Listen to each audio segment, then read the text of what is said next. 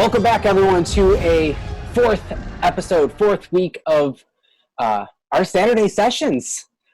Man, this is a great campaign that's been kicking off on the podcasters stream from the network at bicvp-radio.com.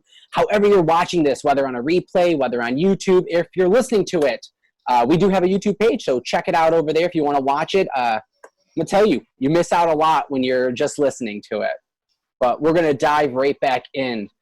I know we currently have some new familiar faces in front of us, and we're going to get to know them soon, but let's get into our story. So, last off on our journey back to Islecross, our party was aboard the Remus, a ship that they had traveled to Serinla in search of an antidote for the Frigid Woe, the sickness where it freezes you to death. And upon arriving to Serinla, the party found out that there was little to no help for them. Boom Boom was angry. He had a bad week. You guys somehow found the ancient vault of Saul's vault amongst this tundra of snow, explored it, found a cure to the Frigid Woe. Remus opened a door.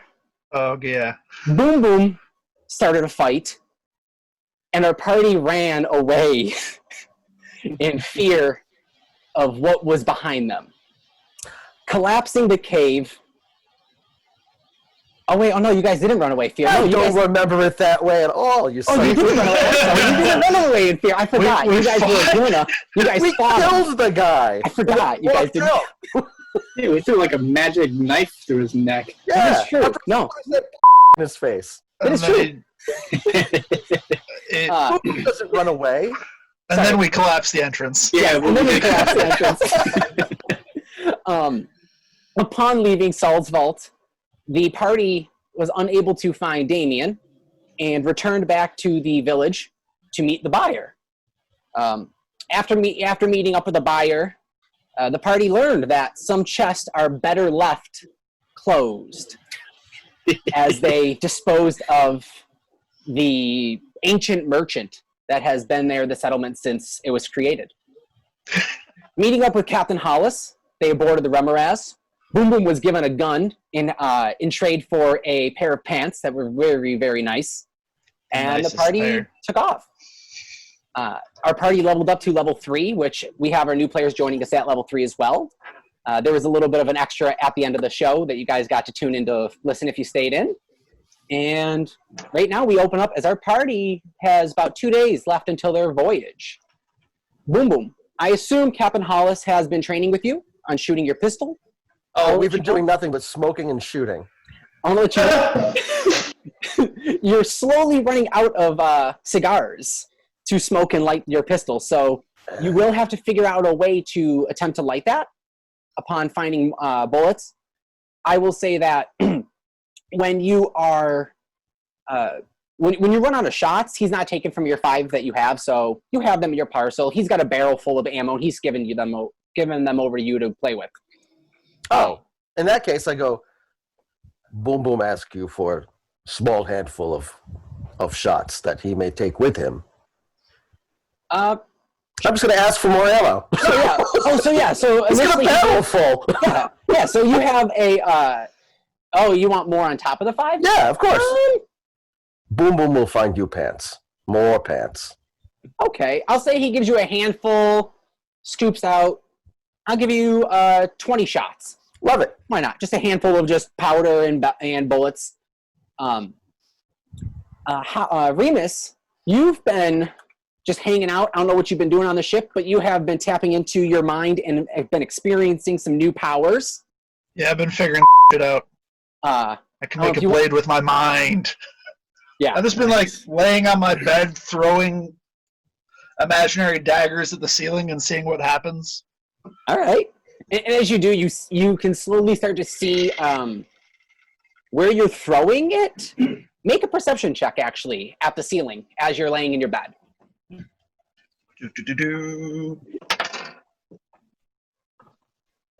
Unnatural 20! Sweet! The ceiling is smooth, So where you've been throwing the dagger, there's been no marks. Essentially, if you throw the dagger, there's no like trace of it hitting. So the dagger being psychic, it deals damage, but no one will know it was there. Interesting. Yeah. Nice. But Howard, your dreams for the past week, they've been restless. Before we get into that, Oh, yes. can I search? Is there like a cleric or somebody who can heal on the ship? I want to see if there's somebody who can heal my wound that boom boom shot. I forgot about that. I forgot about that. Yeah. Sorry about that. For those of you that weren't there for the after show, Boom Boom was doing some target practice. It's great. Yeah. I'll say no. There is not a clerik actually. There is not a cleric actually. Yeah, With a long rest, it'll feel better and you can heal it up. Okay. I know. Fair enough. Okay. Howard, your dreams have been restless. The first time in years, you're waking in cold sweats, usually scrambling to remember what your dreams were, but now you're able to recall with vivid detail. It's not a lot, and the dreams aren't exactly linear or even that clear, but you distinctly can remember them. You can recall being shown flashes of stacks of bookshelves, stories high, large library style. You could smell the years of knowledge stored in it. You could smell the dust from your dreams. And then you see flashes of geometric shapes, kind of like almost like hard, like kind of like Green Lantern style, like kind of floating in around, but it's like a yellow, like geometric, like you see like a D20 and like a D4, but then you see triangles and squares and circles and just mathematical just shapes, and you don't know if they're magic or not. Think almost like kind of like college level stats boardroom, with calculus and stuff like that. Yep. You start to hear alien languages that is muffled. And you feel yourself being pulled in your dreams. You start feeling your consciousness in your dreams get shifted through these stacks of tombs. You start hearing whispers. And the night that you did first have this dream, you woke up with a cold sweat. And you remember hearing one thing. When you woke up, you heard the name Carcosa. Okay. That's your dreams. Sweet. You do realize that the first night that you had this dreams, which probably started a day or so after on the way back to Isle Cross, you were waking up, a book now, though, which is your pack tomb, with some strange spells in it. Some added, which I'm assuming you have on your off on your little cards. Yep. So you now have that. We have about like a second before we introduce the new players. Do you guys do anything specific on a day or so until we bring them in? I will try to remember as much as I can, but like focus on remembering what Carcosa might mean to me. Okay. And then after that, at some point, rip up part of the sheet that I have. Okay. And use it as like a makeshift bandage around my ass. All right. And just use that as like a battle wound, I guess, or like a memorial for that. Awesome. Yep, All right, so we'll say about 5 days have passed or so.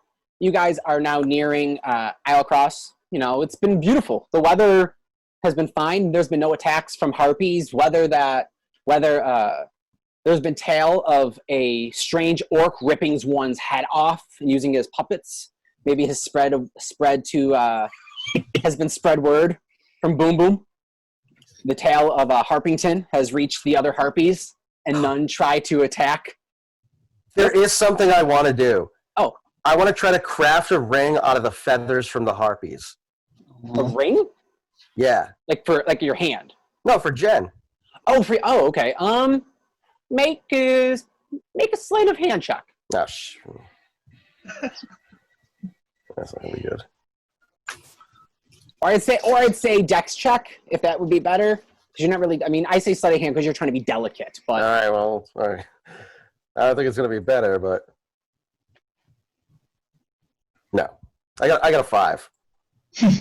You're making a ring out of feathers, so it's not the most stable ring. But I mean, you can loop them in. It's kind of like if you took like some flowers and kind of wove them together into like a feather crown, like a flower crown.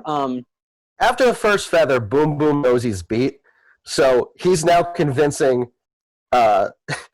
He's now convincing Remus to make it for him. Okay. He's like, "You are very dexterous. Boom Boom have no use for hands. He use gun now. I'm Boom Boom Remus- ask you to make ring for Boom Boom."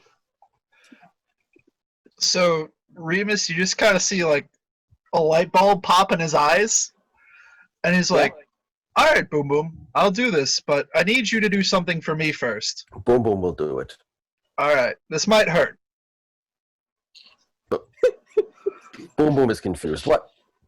I literally just need you, and then I make it like a dagger. Yep. So I need you to tell me if this hurts. Boom Boom will comply. I'll just like poke him with it. I mean, you feel as if you're being poked at by a dagger. It is. You see Remus kind of swirl his hand, or just kind of materialize a glue, like I don't know what color some psychic dagger of energy manifests in his hand. Just pokes it, Boom Boom, and it's a dagger. I go, Boom Boom would ask, "You do not stab Boom Boom again. He is sometimes unpredictable." I've been throwing this in my ceiling all day, and there's no mark, so I just had to make sure it does something. Thank you. I will now make this ring for you. Before you do, Boom Boom would see this dagger trick. I'll throw one at the ceiling. Yeah. Boom Boom is enjoying this. Please continue to do the dagger trick. So I'm gonna continue to do this for like a half hour, and then I finally lose interest, and I'm like, I understand and I enjoy. Meanwhile, it's just me like dual wielding imaginary daggers right at my wall. Yeah, I'm just watching. I'm going, ha, ha, ha. I enjoy this. All right. What kind of check do I need to make for this ring? It'd be a dex check. If you have All right. proficiency with sleight of hand, you could use the sleight of hand because you're trying to be very delicate. Oh, I do. 13. Better than Boom Boom's, but again, you're trying to make a ring out of a feathers. I don't know how sturdy this ring is going to be on, like placing on a ring finger, but you know, it's in the shape of a ring. You probably want to use some glue or something to hold it down after, to like solidify it and harden it, almost like a resin sorts. Yes. Boom Boom appreciate the effort, but he, It's almost there. You just need to solidify it. You need to make it solid. This is not good.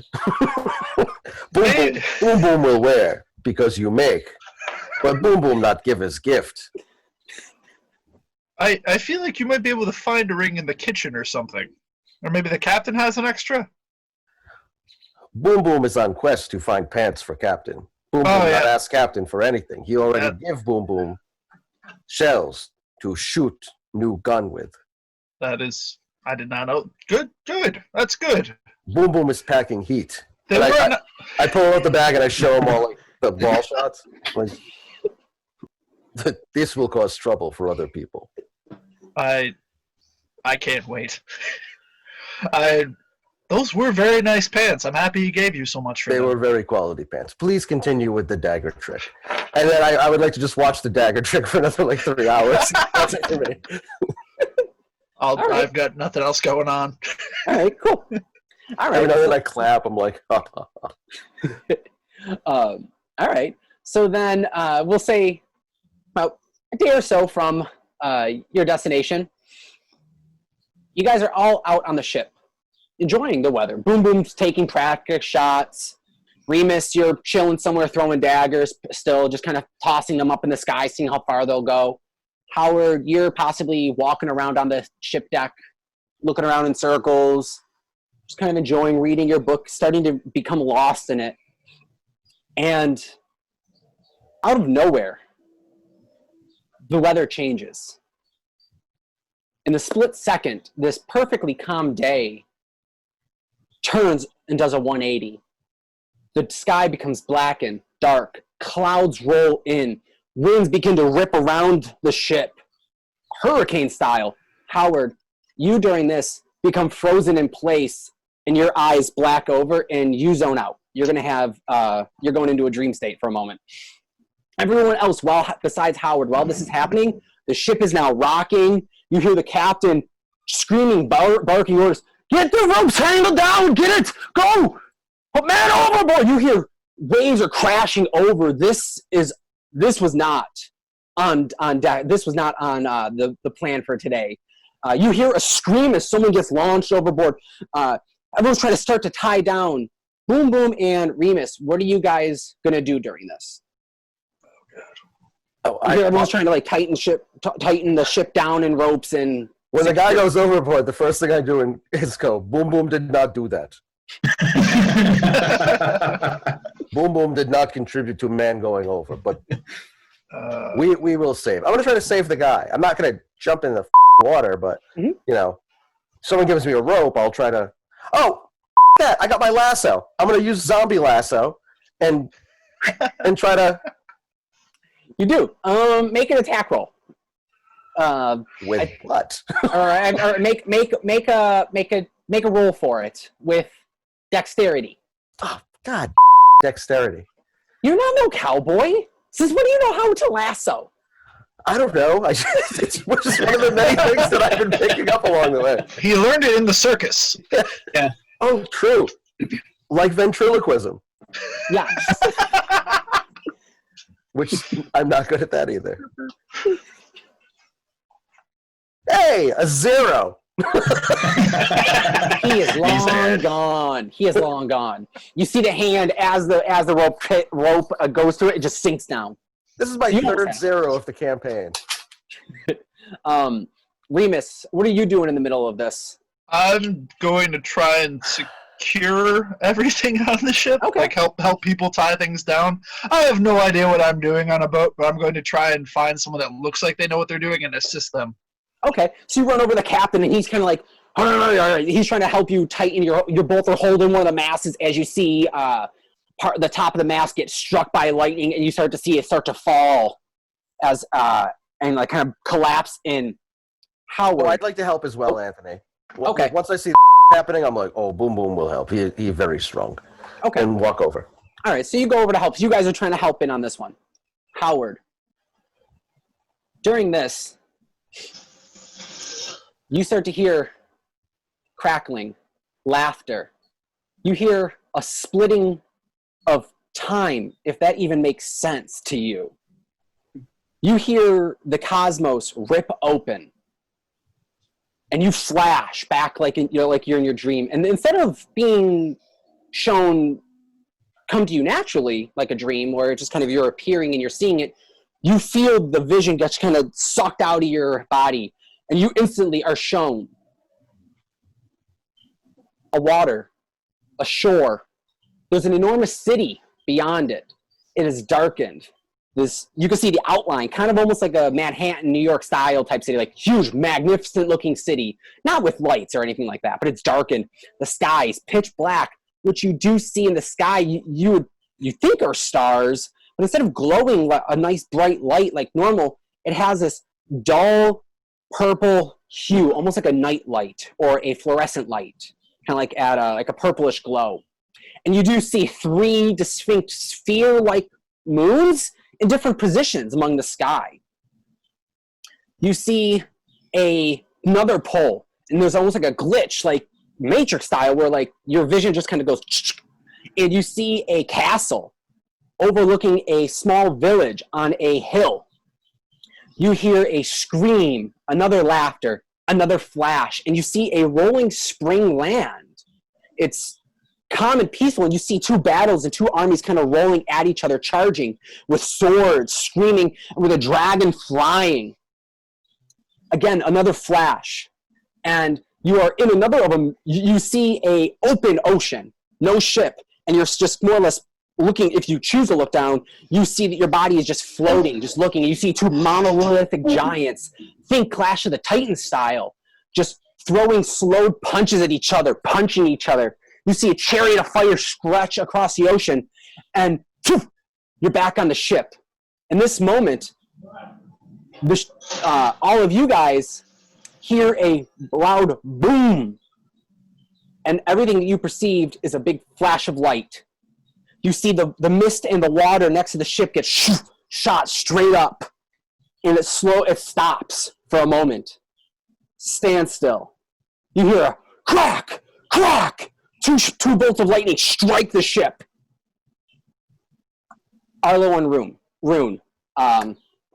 Whoever would like to introduce themselves. Where were you pulled from? You appear in this moment of lightning. How does your body materialize? Were you in combat? Were you just sitting down praying? What were you doing? Do you want to? Where is this taking place? Where are we? On the deck? Yes, you're striking in the middle of the deck. And now, did everything go back to normal? Rain's coming down. The whole storm's happening. No, as you hit there, everything is just frozen.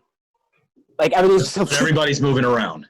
Not everyone. You see a couple figures starting to move, but not everyone. Some people are frozen. One or two is running by you.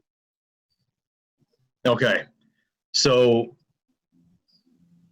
you guys, if you're seeing me or whoever's seeing me, what they're seeing is about 5'5", half elf, bluish white skin, short cropped dark hair, and you can tell I just came from a battle. In one hand I have a battle axe, and in my other hand I have a hand crossbow, and I've got blood just splattered all over me. I'm just breathing heavy, and all of a sudden I'm wide-eyed looking around like, what the hell just happened? Cool. Arlo. Crash! You're in the center, kind of like 5 feet from where this other figure struck. You see a 3 foot tall, maybe like 3'3" at the most, gnome with like strawberry blonde hair pulled to the back with a circlet, and he has two very ornate looking sets of bracers, and on his back he has a spear that's the size that's way too large for him. It's the size for someone who's probably closer to 7 foot tall. And among all this, you also see a large pair of spectacles, goggles that he clearly had clicked to magnify, so his eyes are double the size of his head, and he has pastry all over his face because he was clearly in the middle of a meal and working on something. In the moment, Remus, Howard, Boom Boom, you all look over, and you notice everyone else on the ship is frozen except for these two new figures. In that moment, Can we move? Like, what's the weather like? Is the weather all... everything is frozen still. You guys are able to move. I'll say you have a round of movement and combat if you wish, but you have a round before we go forward on this one. So 1, 2, 3. I don't move. I just pat Remus on the shoulder and I go, do not be afraid of small men. Boom Boom have gun now. I just look at him and I say, I'm more concerned that the captain's not moving right now. Boom Boom is not concerned about people not moving. They are all very small to Boom Boom. Howard, you're back and you're able to move, and you just saw, and you see everyone else is still frozen except for Boom Boom, Remus, and these two new figures. I see, everybody's frozen, and instinctively I see these two new people appear. I'm going to shoot an Eldritch Blast at the tall elf. Make an attack roll. Yep. That's a 20. Oh. Let's see it. Put the camera down. Come on now. No, I got you. Okay. Brother fighting brother. Oh. Yeah. If you want to give damage to it, you can. Yeah, because I don't know who this is. Yeah. Now, can I attempt to dodge it? I'll give you a dodge, yeah. 12 is the damage. Okay. Go for a dodge to see if you take half damage. Go for it. What am I using? Dexterity? Yeah, dex save. 18 plus. Easily enough. Okay. Easily enough. We'll take 6 points then. 6 points of damage. As you kind of get as you dodge off to the side, you get hit with a blast that would have hurt had you not moved. Now, do we have action rolls as well? Do we have an action that we can do? I'll give you guys action rolls if you guys wish to right now. All right. So as I'm rolling, I'm throwing down the axe and the crossbow, pulling out my longbow, grabbing a spear and shooting it straight back at him. Make an attack roll. God. 11. Misses.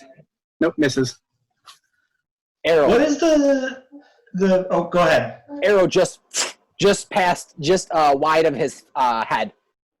And I'm looking wild-eyed, like, what the is going on? Who are these people? What's happening? I have kind of like the same look too as well. Like, state your purpose. What are you here for? What is the race makeup of the party? Human. Yeah, you see a tall 6 foot human wearing a huge like yellow, think British redcoat style, but yellow. Brown hair, comb to the side, nice little lush beard.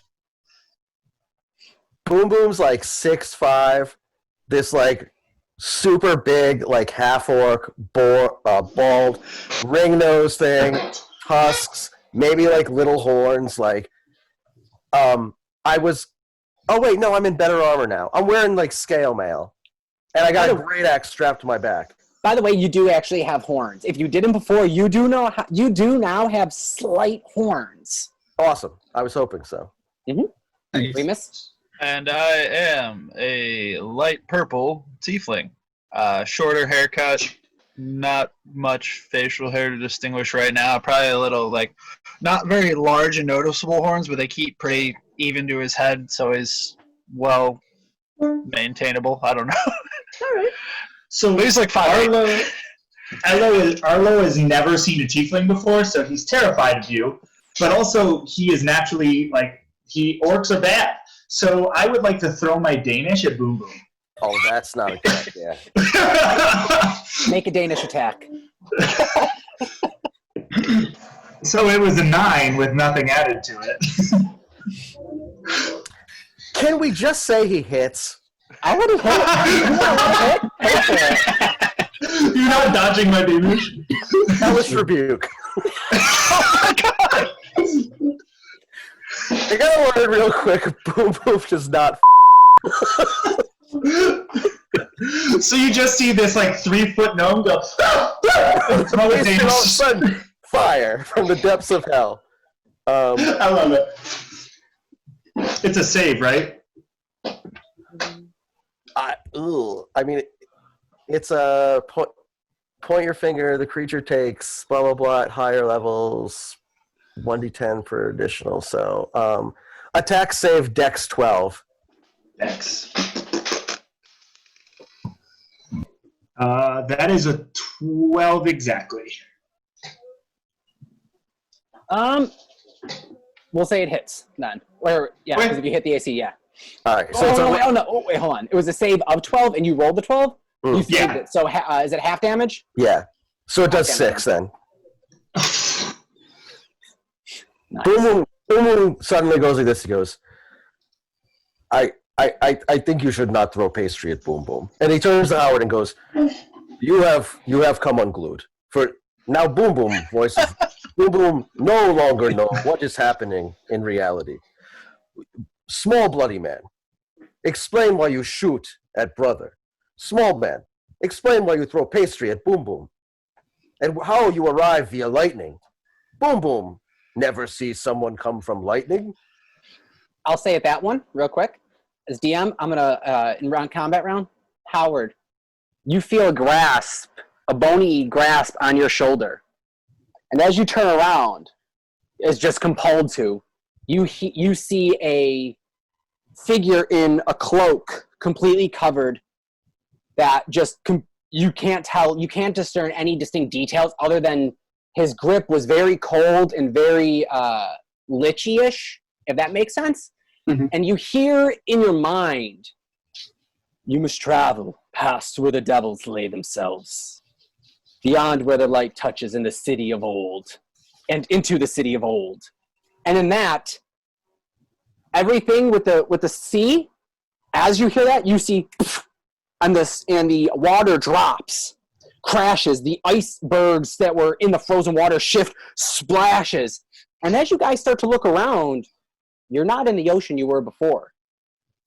Oh, what You the notice hell? You're in a muggy, hot, humid swamp, middle of a lake, a pond, and then you hear a final crack. And I'll say you guys all hear this crack at the back of the ship this time. To behind you. So if who was looking at the back of the ship, who'd want to say they were? Do you guys all turn? I don't know. Yeah, well. I was looking back if whatever was grabbing me was from that direction. I do not turn. I'm more focused on the two guys that came via lightning who threw And pastry I know, at me. and I've got, and I've now pulled an arrow and I'm aiming it directly at the orc. I have not let it go, but I am not trusting this dude right now. He's the biggest one here, Okay. so I have not taken my eyes off of him. Boom Boom would say you put your weapon down, small man. He does not want to smash you and eat your face. It's not going to you happen, see- my friend. Arlo has the spear out now, and you just hear him go, "Ren, where the heck are we? I don't know what's going on." And he's talking to somebody, but you have no idea who. The people that were looking behind, so Remus and Howard for sure, you distinctly see a figure hugging another figure, kind of like make-out style, where it's kind of clenching the neck and holding a figure. If you want to make a perception check, if you want to look at this, you guys can. Yeah. Like, how far is it from where I am right now? Originally I was with the captain and Boom Boom. I'd say about 100, about 60 feet. Okay, I will start walking that way and disengage from this entire stuff going on, but I will also make a perception check. Okay. What'd you roll? Howard. Oh, 4.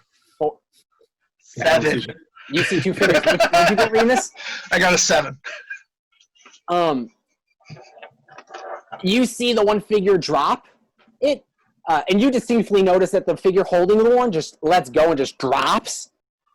Howard, you saw the one figure just fall. And at that, the figure starts to turn its head over and look at you guys. What do you guys want to do during this? While they're seeing this go down, can I say something? Yeah. Because I'm gonna look directly at the orc and say, "What the hell's going on? Where am I?" Boom Boom does not know you, small man. I would lower bow. Boom Boom is very big and has gun. It's not gonna happen, my friend. I'm not lowering this bow. And then I could give a side glance to the little gnome. And who are you?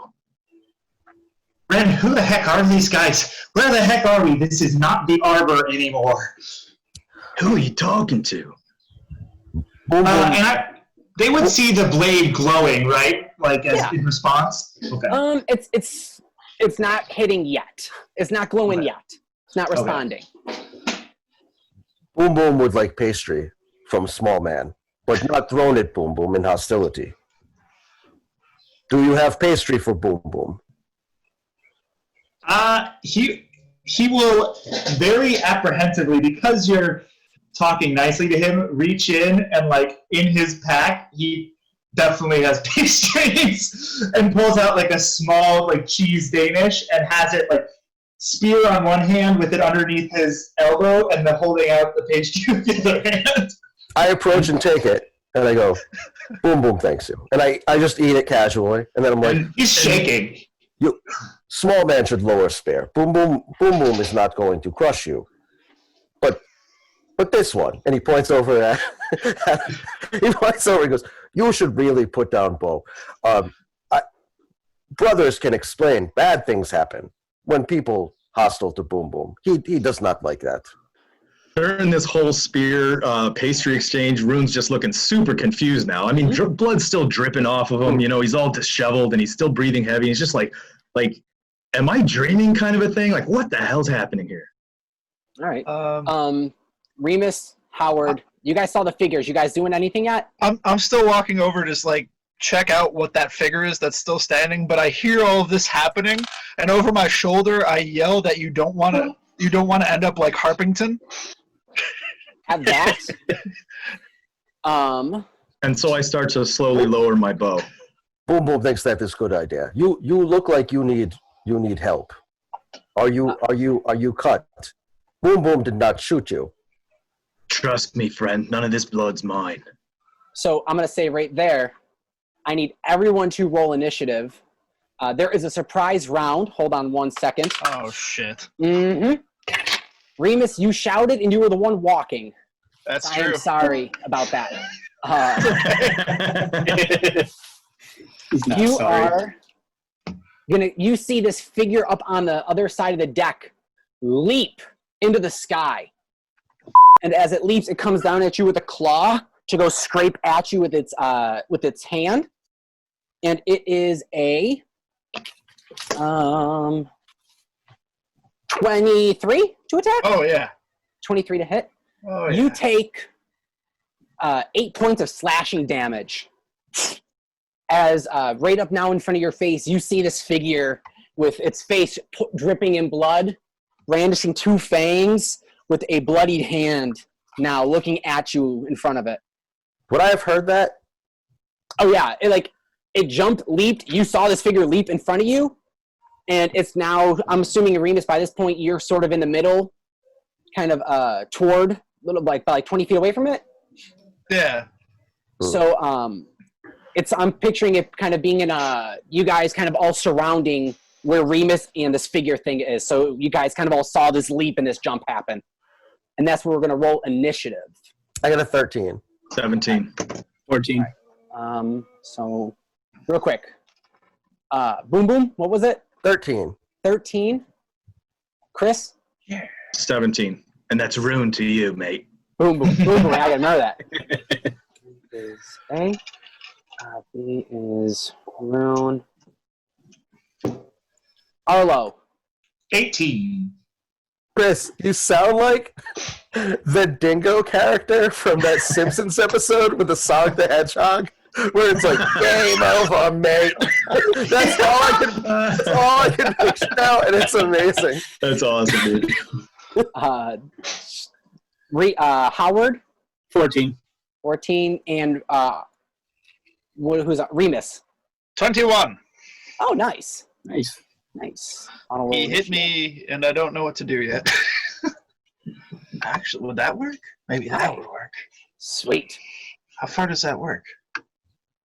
All right, Remus, you are first. So the way the order is going to go is Remus, Arlo, Roon, Howard, Boom Boom, and then this figure that just attacked Remus.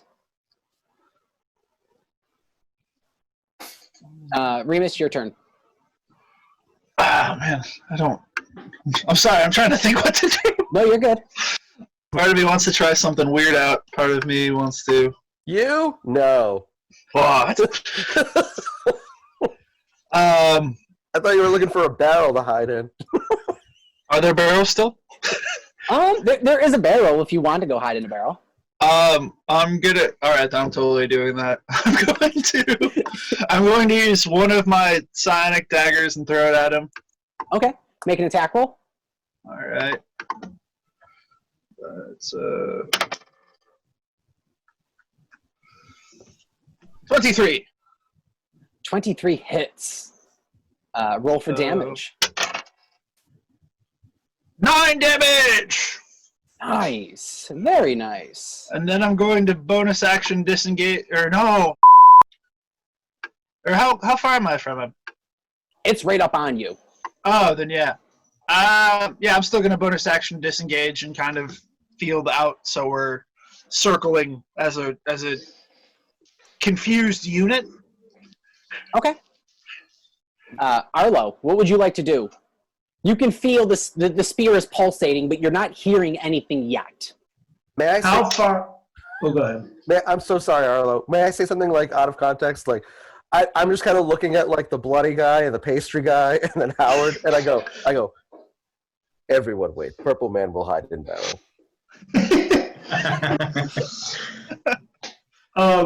How far away is this thing from me?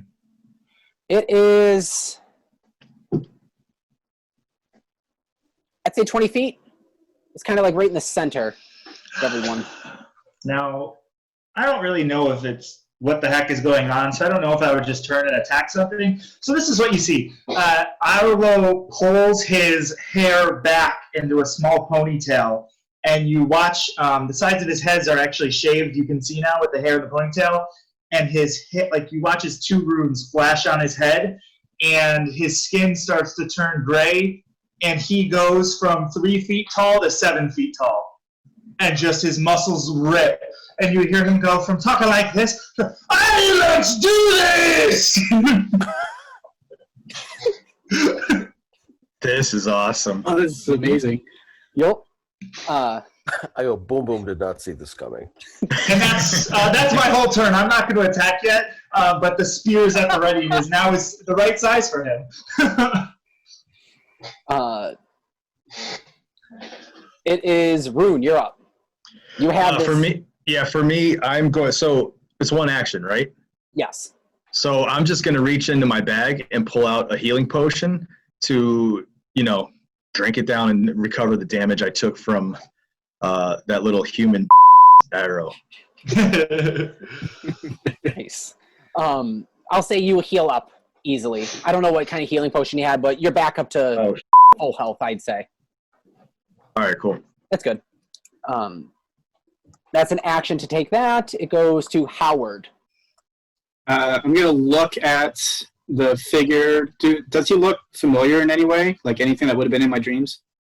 Make an intelligence check. Okay. That is a 13. No, you don't recognize it. I'm going to look back, see Arlo as like hulked out into this 7-foot figure. Making sure I'm not dreaming again. Nope, you're not dreaming. And then shoot a Eldritch Blast at the figure. Make an attack roll. All right. Nice. That is a 25. That hits. That is 11 points of damage. Nice, guys. Nice. Boom, boom. You're up. Anything else you want to do real quick with movement? Oh, no. I'm going to stay put. Okay. Well, first I turn to Arlo and go, "You were small, now you were big." Boom Boom does not understand. But Boom Boom will show creature who attacked brother what tastes like. And I take my path weapon and I walk up to it. And I'm going to take a big old whackaroo. Go for it. That's a 23.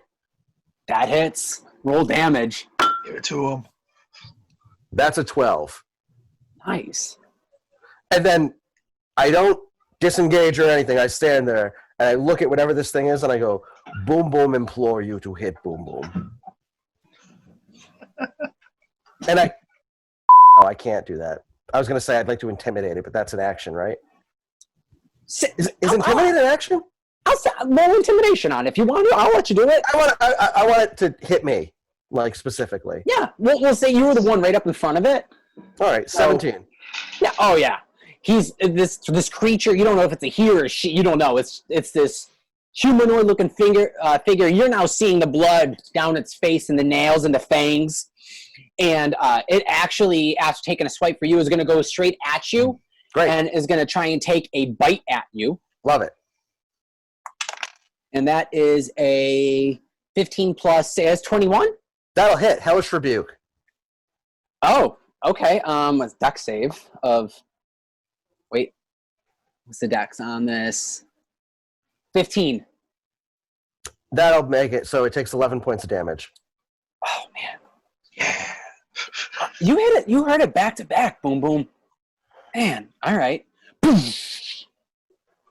see this figure kind of. Do you take the damage of the bite still? Oh, yeah. Okay, so the damage was 6 points of damage. Okay. And then is some piercing plus you plus 7 necrotic damage, so it's 13 damage total. You son of a. All right. Sorry. It's okay. Boom Boom says, it is okay. Boom Boom will take your head and use his puppet. Oh god, I can't wait. Remus, your turn. Now that I'm further away, I'm going to throw 2 psionic daggers at it. Okay. So, Attack roll. yep. First one's gonna be a 13. Real quick, are you able to do 2? It's the one and then the offhand. Okay, you're It's a bonus action. You do get that with the side die. All right. Yeah. The psi dagger. It bumps it down a damage die. Mm-hmm. So 13? 13. 13 does not hit. So the first one. Make a second attack for the bonus. Nope. 7. All right. Nope, does not hit. I will. No, that's pretty much it. Yeah, I'm good. Okay. Arlo. All right. He takes his spear and he's gonna charge forward with the monster and just swing wildly. You watch him like kind of come forward very artfully and swing the blade at its head. Make an attack roll. Yeah, it's a 9. He misses. As you go to swing, it just ducks under you, uncanny like reflexes, and looks at you, kind of like, you're next. He will look back, and you watch as the circlet on his head flashes another color, and his grayish skin hardens, and now he is like looks like he's made of stone. Okay. Hell yeah. Roon. Boom Boom is confused by everything you do. Okay, so Roon's obviously noticing that, they're all being attacked. They're not attacking us anymore. So I'm reaching into my quiver and I'm pulling out an arrow. But on the end of this arrow, it's got crackling, like little lightning. It looks like Raiden's eyes on the end of the arrow, right? How far am I away from this thing? You are... Yeah. You're probably about, I'd say 25 feet or so. Oh, okay, easy. All right, so I'm going to aim straight for the forehead. Go for it. Make an And I attack pull roll. back and let go. Here we go.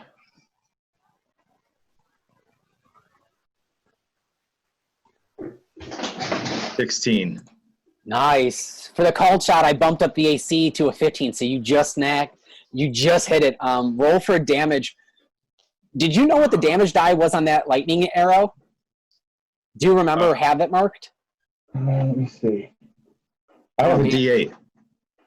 Yeah, so roll damage of the regular attack with the bow, the damage, and then add a D8 on top of it as lightning damage. Oh, okay, cool. Yeah. Yeah. Arrows, I hate these ones. It's like a ranger thing? I feel like I should probably apologize, but that's 15. 15 damage total? Yeah. Nice. Let's go. You, as you hit it, you right into the head, and it passes through, and it's looking wobbling, and you start to see the hole start to slowly kind of seal back up. Oh, and that was the only one I had. Almost. This is a big baddie. Like, I see that happen, I'm like, Do you want to do this any is not movement, good. Chris? What's that? Roon? Any movement? What's around me? Are there because when I think of like a deck of these ships, I'm thinking of like these big crate boxes and Oh yeah, so you like big crate boxes, wooden barrels. I'm diving behind one to take cover, and I'm getting ready for my next action. So I'm pulling a regular bow out and getting an arrow out. Are you moving like back and away and around because you have range? Yeah. Well, if there's any box towards because I'm seeing myself jump into the left and behind a box and just straight to my left. Perfect. No, that makes perfect sense. You're kind of actually over where Remus is actually. So you see him pop out from by a barrel, and you kind of hide next to a box next to him, kind of like you're within talking range to him. Sweet. So I'm just looking over at you as you're popping up, going, "What the hell's going on, mate?" I truly have no idea, but we'll see how this goes. Howard, your turn. Okay. I'm going to go to the opposite side if there's crates on that side. Okay. And I am within 60 feet, right? Yeah. Okay. I will close my eyes, focus, and let whispers come out. You see like little floaty thingies, and I'm going to cast Dissonant Whispers. Mm-hmm. He has to make a Wisdom saving throw of 14. Okay. No, that's a 13. 13, nice. All right, so then he takes 3d6 damage, and he must use his reaction to move away. Okay. So Nice. that is 8 points of damage, Okay. and then he has to use his reaction to walk away. So yes, his whole turn has to be moved to move away. He can't like Well, attack. yeah, his reaction. So, like, if he had like reactions, like what do you call it, attack of opportunity or anything like that, he would have to use that. So. Oh, okay. Oh, So it's like almost immediately he has to get away from us. because it's walking away, do I get an attack of opportunity? Because I'm right up in. No, he's not walking away yet. Oh. Okay. Not yet. It's not his turn. Boom Boom, you're next. Oh. Okay. I turn to the stone guy and I go, "You are made of rock now." Boom Boom is perplexed. Boom Boom used new words that Mama give him and not know. And then I turn back to the thing and go, "1 second. Boom Boom, take your head now." And I go, "Whop!" And I hit it with my weapon. Make an attack roll. That is a 21, not natural, obviously. That hits. And that's 7, but I also want to use that thing that I have. I just gotta find it. The Hexblade Pact, where you add your charisma. Nope. The where I add the extra dice. I want to use Savage Attack. Mm. So is that another D12? Because it said when you score a critical hit. Yeah. All right, it's not a critical, so it's 7 points of damage. Sorry. Okay. This, I'm going to let you guys all know, this figure looking around you all kind of fiendishly, it's looking really hurt. It wasn't anticipating to be plopped in the middle of a party to then get jumped. It realizes it needs to kind of regroup itself and kind of recover. It takes a quick bite attack towards you again, Boom Boom. Okay. Because you're in front of it still. 18 plus. All right. And the damage is 5 piercing plus 7 necrotic, so 12 total. Oh, that's not good. Okay. And as that, it kind of does this leaping jump and jumps up to the second deck behind it, on the back deck. So the way this is that there's like the main deck that you guys are all on, and then there's the front and the back, and they're kind of like raised up. So it kind of leaps up to the back of the second one. Do we get attack of opportunity? Attack of opportunity. 2 of us? Yeah. Okay. Yeah, whoever is within range of it can do a attack of opportunity. 18. That hits. Okay. Deal damage.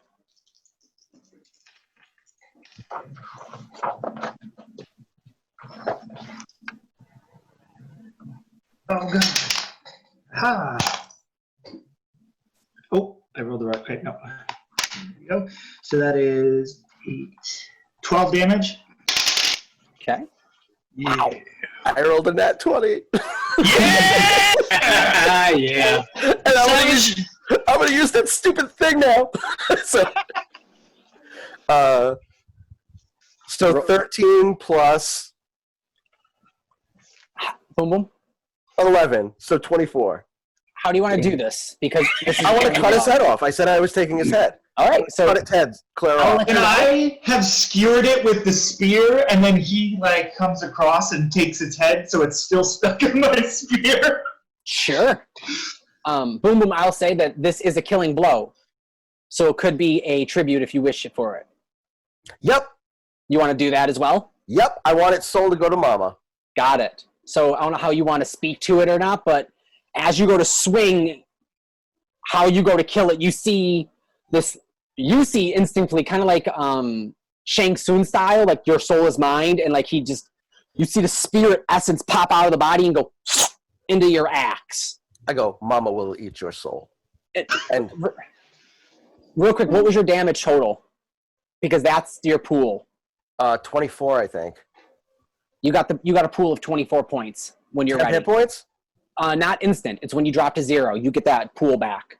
All right, I'm going to record him as temp on my sheet, but Go for it. we'll know. Yep. All right, so I'm going to take the head, Mhm. and I'm going to stick my hand up in it, and I would be like, I'm Creechy. Wasn't it a shame when I jumped your friends? And I go, Boom Boom thinks it was Creechy. It was stupid to mess with Boom Boom. Well, you live and learn. Well, you're not alive anymore. Touche, Boom Boom. I will hang head next to Harpington. Welcome to Boom Boom, guys. Welcome to Boom Boom. And I hang its head on my belt next to Harpington. All right. You guys currently see. Hold on one second. Plug this in. Is Remus still hiding in the barrel, or are you popped out? I'm popped out. I'm looking at you just like really, what's happening right now? I'm just, this is just beyond me right now. Watching this orc play puppet with the thing he just killed. I tell him that's what I warned him about as I was walking over. You don't want to end up like Harpington, and that's the harpy head that he has. Are we out of combat? Yeah, you guys are out of combat now. I'm going to get out of my spot and go see the body that this monster attacked when it first came over. Yeah. All right. You head over to the body. Make an investigation roll. And while he's doing that, I'm going back to pick up my my axe and crossbow that I'd thrown down earlier. All right. Cool. You go collect your gear. Anyone else doing anything while that's happening? Arlo is regular now, so he takes his hair out of the ponytail as he shrinks back down and he puts his spectacles back on, and you just have your 3'3" little gnome again. Boom Boom would like to know how you do this, how you become very small and then bigger than Boom Boom, because Boom Boom is big, but you become bigger, and Boom Boom does not understand. It's quite simple actually. My spear here, Ren, as I like to call him, is magic, and he allows me to get a little bigger sometimes. In fact, you see the sphere actually goes kind of like glowing as he mentions it. Yes, Ren, I was talking about you. These are apparently friends, I think. Boom Boom would like to see you do this again. I was gonna be like, Maybe in a little bit. everybody has something they talk to. I don't get it. I put my arm around Arlo and I tell him a very long, interesting story. No, I tell him a very long story about an interesting squirrel that I saw once. Arlo This is will all eat a bad. pastry and be very interested. Boom Boom was down by lake and he sees squirrel that not look like other squirrel. It have tail, but no fur. And this goes on for as long as you guys want until someone else steps in and interrupts. And I'm standing off to the side now because I still don't have any trust in what's happening. I'm just I've got my stuff and I'm on alert. I'm just watching this all go down. I got a 14. 14? All right, cool. Simple enough. Let's see, pull this up. You find you go over searching his body, and he's dressed not the best, but not poor. Kind of, his clothes look kind of dull, kind of colorless, it seems. But he's got bells and little jewelry kind of dangling on his clothing. He surprisingly, he actually is smiling. His body's laying there lifeless. He's smiling still. He was just a cheery old fellow, you can assume. And on his person, what you find is you find 10 gold pieces. And on the gold pieces, because you're familiar with money, you don't recognize the face that is stamped on the one side, but you do see on the other is a castle of sorts, like a castle on a hill. Okay. I say I apologize, small man. I walk over to where Remus is, and I take the dead man's pants. Okay. I knew that was going to happen. Knowing that was going to happen, you quickly checked his pants, and what you did find in one of the pockets is a note with a stamp and a seal with a very, very fancy cursive, very like S kind of stamped on it, like a wax stamp, kind of like rolled up. Okay. Mm-hmm. Do you wish you're going to open it up or all that, or? Oh God, I've done so many things today. Yeah, I'll open it up. As you open up, you begin to read, and what it says is, I, a lonely servant of Barovia, sent honor to thee. We plead to thy so desperately needed assistance. The love of my life, Irina Koliana, has been afflicted by an evil so deadly that even the good people of our village cannot protect her. She languishes from her wound, and I would have saved her from this menace. There is much wealth in this community, and I offer all that I might, had thee and thy fellows, if thou shalt but answer my desperate plea. Come quickly, for her time is at hand, and all thy have shall be thine. Kolian Indrovich, Burgomaster, is signed on it. Burgomaster. So, I read this. Are the rest of the crew all around us? Like, is the captain still here, or is it just the few of us? Everyone else is gone on the ship. It is just you. It's just you guys. We're just. Yep. And you're in the middle of a swamp. Hollis isn't there? No one. I put the pants in my backpack then. Okay. You guys are looking around. You guys are in the middle of you saw you can see up from the back where there's like a stream that kind of leads up, and you guys are in the dead center of a giant swamp, and the ship actually, now that you notice it, isn't moving. It is just standstill, and it's not that it's landlocked, but the hull is too the lake pond is too shallow. This is meant for like open water travel. So I'm going to walk over to everybody real quick and just kind of say, 1 second. Can somebody please just tell me what's happening? And as I'm doing that, I'm just trying to wipe the blood off my face and off my arms. Where am I? Who are you lot? And what's going on? I'd like to know the same thing. Actually, I was wondering the same thing about you. What the hell was that, and what did you bring with you? That's not with me, mate. The only thing I brought with me is some pastries and this, and he pulls out like a small toy of a dragon, and its wings flap, and it makes like sounds. It's about this big, and it's just like... Last I knew, it was in the middle of a battle. Next thing, I'm on a ship with a bunch of weirdos. I mean, speak for yourself. You look kind of weird yourself, but we were coming back delivering an antidote for a whole village, and I don't know, whatever magic you guys caused, that some entire village is going to freeze to death now. Boom Boom does not care of any of this anymore. He is too confused, but he will see Dragon again. Please make Dragon do the thing.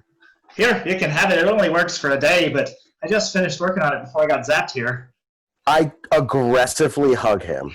I just wrap up and go, you are brother to Boom Boom and son of... You give gift to Boom Boom, and Boom Boom will protect you when you are small. And when you are large, you fight next to Boom Boom. And we kill enemies. What I'm confused about, where I come from, first of all, your kind doesn't speak my language. And second of all, usually just eats me tries to eat me before they hug me. So I'm a little confused by that. And I have no idea what you are, Quentin Remus. I'm something else, I suppose. I found this note in the dead man's pants. I have no idea who any of these people are in it, but... Read note to Boom Boom. I'd read the note to Boom Boom as Boom Boom it was read to me. Boom Boom never met them. They sound like they have money, which I guess is cool, but I have no idea where we are. And then I show him the coin I took from the dead man's pants. This does not look familiar to me. I don't know who that is. I don't know what that castle is. And we're clearly all somewhere we shouldn't be or weren't planning on being. Anyways, Boom Boom, did you take the antidote? Boom Boom drank antidote. Boom Boom. All right, that is my biggest concern right now is we are somewhere far, far away, and I just wanted to make sure you took it before. Boom Boom is very, very much alive. But Boom Boom will take one of health potions we saw last time from Man's house that we shove in chest, because Boom Boom kind of riding struggle cart right now. I think we could all use some time to catch our breaths, yes. Yeah. You figure out what's going on. Can I walk up and take a look at the coin too? Yeah. The castle on there, does that look familiar? Yes, that one you can distinctly. That is the castle you saw. Oh, snap. This isn't familiar to either of us. Is it any of these names or anything that's been stated? No. Okay. No, this is completely. You're getting the idea that this is all brand new to everyone here. Okay. Can I go over and look at it too? I want to take a look at that coin because I'm gonna ask who's got it. Remus? Yeah. You mind if I take a look at that? I take a look at it over. it. And as I'm saying it, I'm saying I've been around the world, been in different places, you can say. Just wanted to see if I recognize it. Make an intelligence check. Ooh. 5. Because you are a sage and you have traveled as much as you have, you've heard the name Barovia, because we'll say he read it out loud. So hearing the term Barovia, seeing this coin. We're in Barovia? No, I didn't say that. Yeah, this ain't Barovia, mate, but I have a feeling I remember that from somewhere. Barovia, from what you've learned from your studies and what you can gathered, as little as it is that it's a distant, far-off land that few have traveled to, and even fewer have returned from. That's right, I remember. I read about this somewhere. It's a land so far away. Not so many people gone there, but few have come back. Yeah, well, I've traveled around the world too, and I would know. And I'm going to do like that whole one-up thing. Like, I'm going to take a look at it and see if I know better. Go for it. What am I rolling again? It'd be an intelligence. Intelligence? 9. So Can I try too? God, I hope you know. Boom Boom with C coin, please. Boom Boom. Short of a natural 20, man. Let's see. I rolled a nat 20, but it's -1. Oh no! But I did roll a nat 20. I swear to God, I'll screenshot my screen right now. Yes. I swear to God. That's amazing. Howard, you with a second check, you possibly faintly feel that when you saw the castle that you heard the terms Barovia in the whispers, but you wouldn't know about it as far as that. Okay. What is your background, by the way? You're not a sage, are you? No, I'm a hermit. Yeah. Boom Boom. Mama looks. Actually, hold on. You broke the DM. Man, That happens. Yeah, with Boom Boom it does. You feel a hit of you, and you just go, I know Barovia. You know of Barovia, and it's because Mama talked to you about it before. She used to tell you stories of Barovia, but it was always a dark, scary place plagued by the devil himself. That's all you know. I say that Boom Boom does not like this place. Boom Boom will try to leave, and you should probably come with Boom Boom. This is not a good place. I say you listen to him. It's not a good place. It is true. But how do we leave if we don't know how we got here? We will find horse, and we will just leave. And better yet, Boom Boom, how have you ever heard of Barovia? Mama would tell Boom Boom nightmare tales when Boom Boom tried to sleep. Of course. So when Boom Boom tried to sleep, and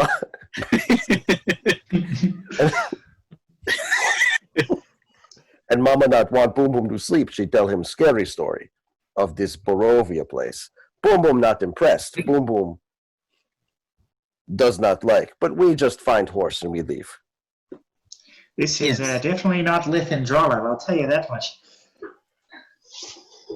Oh, what do you guys? You guys are on. You guys are on the ship. I'll say, looking up in the sky, you see that it is a little bit after midday, probably around 5 o'clock ish, where in the you can see the sun starting to set low, and the heat is still heavy and muggy and humid. Occasional smack on the neck. You feel a mosquito bite. You guys are stuck in the Does middle. anybody here know where we are? You guys can make. I mean, you Actually, can, I've traveled around. Does like the terrain look familiar, or like a general area of where I would have traveled? no. I mean, you look like you're in a swamp, but you can't. There's nothing identifying what swamp it is in or not. And yeah. We'll just see Arlo. He's kind of got like the spear up to his mouth, and he's just going, Saoirse, if you can hear me, I have no idea where I am, and I need you to come get me. I don't know what's going on. I think Ren took me somewhere, but Saoirse, I really need you to pick me up. This is very confusing. You guys all hear it, this one, very, very faintly. You all hear a staticky, just a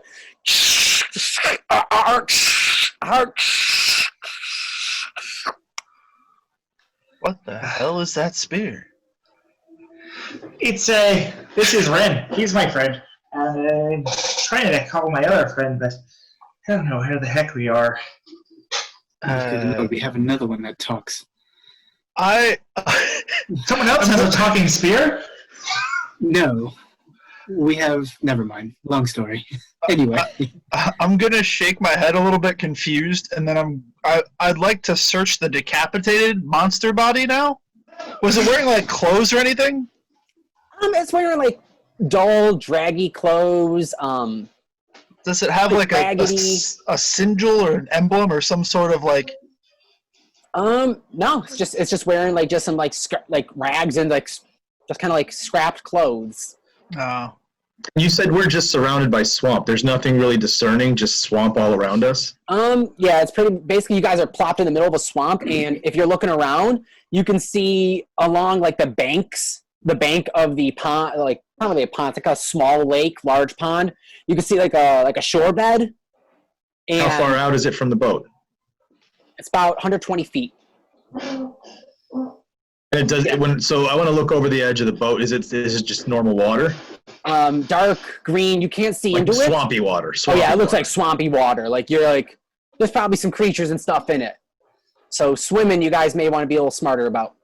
So I'm gonna reach into my bag real quick and pull out, like a quarter end of a rabbit and throw it out into the water just to see what happens. Couple minutes pass by, and then you see a snap of a jaw just pick up, and the jaw's about 6 feet long. That like the top of it you see, because like a gator style, just smash through the water, and just boom. Well, I ain't swimming. All right. look around the side. Is there like anything that would resemble like a lifeboat or a raft or something we could use to try to cross the water? There is one on the left side of the boat, over by where Remus, kind of on that side, where is, and it somehow survived it, but it is there's no way to row it. It's just a boat, so it's just like an empty small dinghy passenger boat. Probably sits 4 comfortably. 5 will be a little tight, but you do have a gnome, so you guys actually could all probably fit comfortably with the gnome. Is the barrel full of bullets still here? Important. Yes, it is actually. Yes, it is. I'm taking as many as I can carry. We'll say Where are you going to put them all? Are you just going to try and fill your backpack up with them, or Absolutely. are you going to fill it up to the brim so like it's weighted and everything? So like, are you packing it? Sure. I mean, all that's in there right now is like some pants. Okay. So after a scoop, it's like literally like a backpack. You scoop into it, and you pull out like, we're going to say you got roughly right here,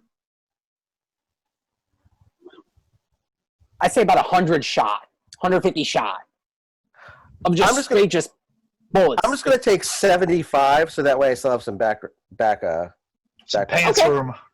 Yeah. It's a pants room. So we'll say to the brim, you're at about 75% capacity of bullets, 75 bullets, and then you got about 25 space that you're packing in with that Pants and all your other fun stuff. Yeah.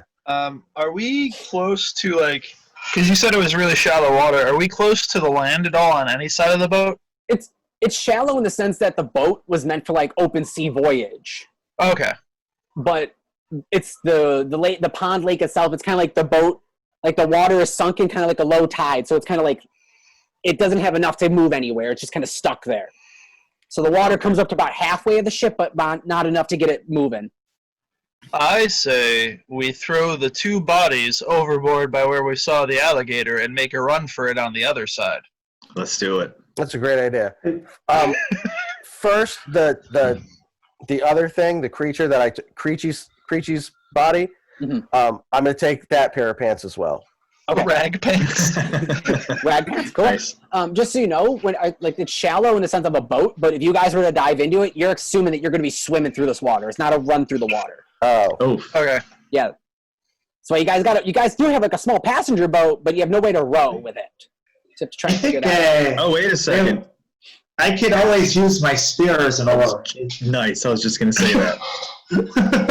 You guys want to? You can attempt something. I was gonna say, can we like the crates, like the wooden boards that you could try to break up and use those as oars as well too? Oh Yeah. yeah, that's a good idea. Oh, most certainly. Nice. It take a little hammering with some people. I guess maybe some stronger people can kind of rip it open and The orc. yeah. Can I or- shoot the closest crate next to Roon? Just gonna shoot a random crate. Yeah, right next to Roon. Whatever. The I see what closest you want one to do. Okay. Make an attack roll at it. is. All right. 14. You hit it, and there is a blast as more ball bearings, little pistol shots get blown out. It wasn't packed with gunpowder because that would be dangerous as well, but it's enough to take a point of damage. You know, not enough to like full on, but like you're like, ow, the hell, it hurt. But yeah, All right. Sorry about that. Didn't quite mean to hit you. And I grabbed the whatever boards I can use that are big enough that we could use as an oar. okay. I scoop up some of that shot, just like Yeah. a pouch full. Mhm. Okay. Do you want to know how big your pouch? 10 shot is good. Like 10 shots. Yeah, I don't want anything crazy. I mean, you guys, it's kind of like at an open I space. have no idea what it is. They're just balls to me. Yeah, little metal They're ball balls to me. I bearings. have no idea what this is. Yep. Boom, boom. We also have more shots over here. So we're going to run for, we're just going to go over the boat now, right? So Yeah. who's going to You guys- throw? I will throw the bodies over. All right. You guys Splash, splash. throw the bodies over, splash. You guys run over. We'll say that before you guys threw the bodies over, you tried to make sure the boat was lowered to an extent. Or are you guys going to try and, are you guys jumping out and into it and trying to lower the boat into the water? Or are you lowering it pre? How are you guys trying to do that? So we probably have it lowered a little bit. Yeah. Yeah. And then Okay. jump in. Okay. So you guys are all kind of positioned. Boom Boom probably throws the bodies over, runs over. You guys jump in the boat. Boom Boom. Boom does not run. Boom Boom walks over. And with that, fair enough. The 2 bodies are enough to distract whatever the giant jaws were of an alligator-like creature. And you guys use the oars to start swimming and swimming. Who's paddling with the boards? I'm paddling with my spear. You're I paddling was with going the to say, spear. I have one of the boards I'll be using as well. Okay. Make strength rolls. No. Okay. Let's see. Is a 22. 18. Nice. Hell yeah. You guys, no problem. you guys easily start getting a nice current within. You guys kind of hit like a nice kickoff, and you guys easily enough slide and get to shore. You guys are on the shore, and as you guys get out, the edge of the shore is like silky and muddy and like soft sand and clayish and kind of like mucky. What else? Is it just trees in front of us, or what else is ahead of us? So in front of you, you're seeing, it's kind of like encircling around the whole perimeter. You're seeing trees, there's vines dangling. You're hearing like creatures and noises and stuff like kind of rustling around. More from the other side, you can hear distantly the chopping and smashing. There's those rocks and kind of like roots and like tangled roots kind of like weaving in and out of the muck and everything. And whoever wants to make a wilderness or survival check. Roon, if you want to, you can. I don't know if anyone else wants to make a survival check to kind of see where they're looking around. I'd like to just look at the boat and see how it is. How is the boat? 13. You see a clearing path that looks like it has some travel along it, like kind of like where people would come out of too. As far as the boat, apart from the center mass that just like crashed, the boat itself actually is like, if you guys could fix it, the boat is sailable if you can manage it, but it takes a crew to sail it. What'd you say I saw? I'm sorry. So you see, kind of looking around and kind of gazing the river, the bank. You could see off, I don't know, maybe to your right, about 20 feet out. You see a clearing, like almost like a cutting, where there's a path of like that kind of leads into the swampy forest, and it kind of goes from like a swamp to more or less a difficult foresty terrain, but very hot, very heavy, very humidy still, and like low-hanging, overhanging trees. So I'm going to point it out to everybody. I'm going to say, it looks like there's a path that way. Boom Boom will go down path. And I just start walking. All right. You guys start traveling for about an hour or two. Someone make a survival check for me.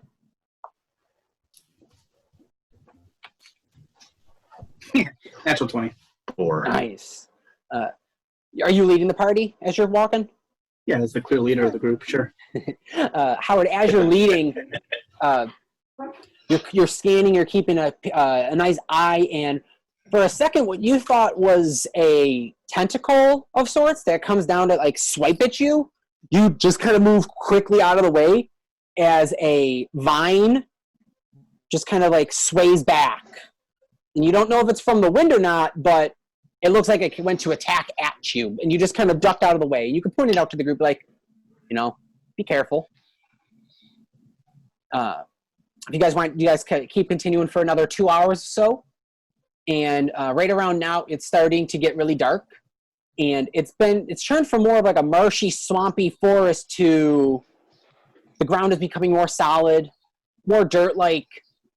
And you're just more or less along a path it's not like a cleared path. Like the ground isn't like padded away, like cleared, all like just paved smooth. But you can see like this is where we just lost someone. Where'd Danny go? He's dead. He disappeared. What the hell happened to that human? The vine took him.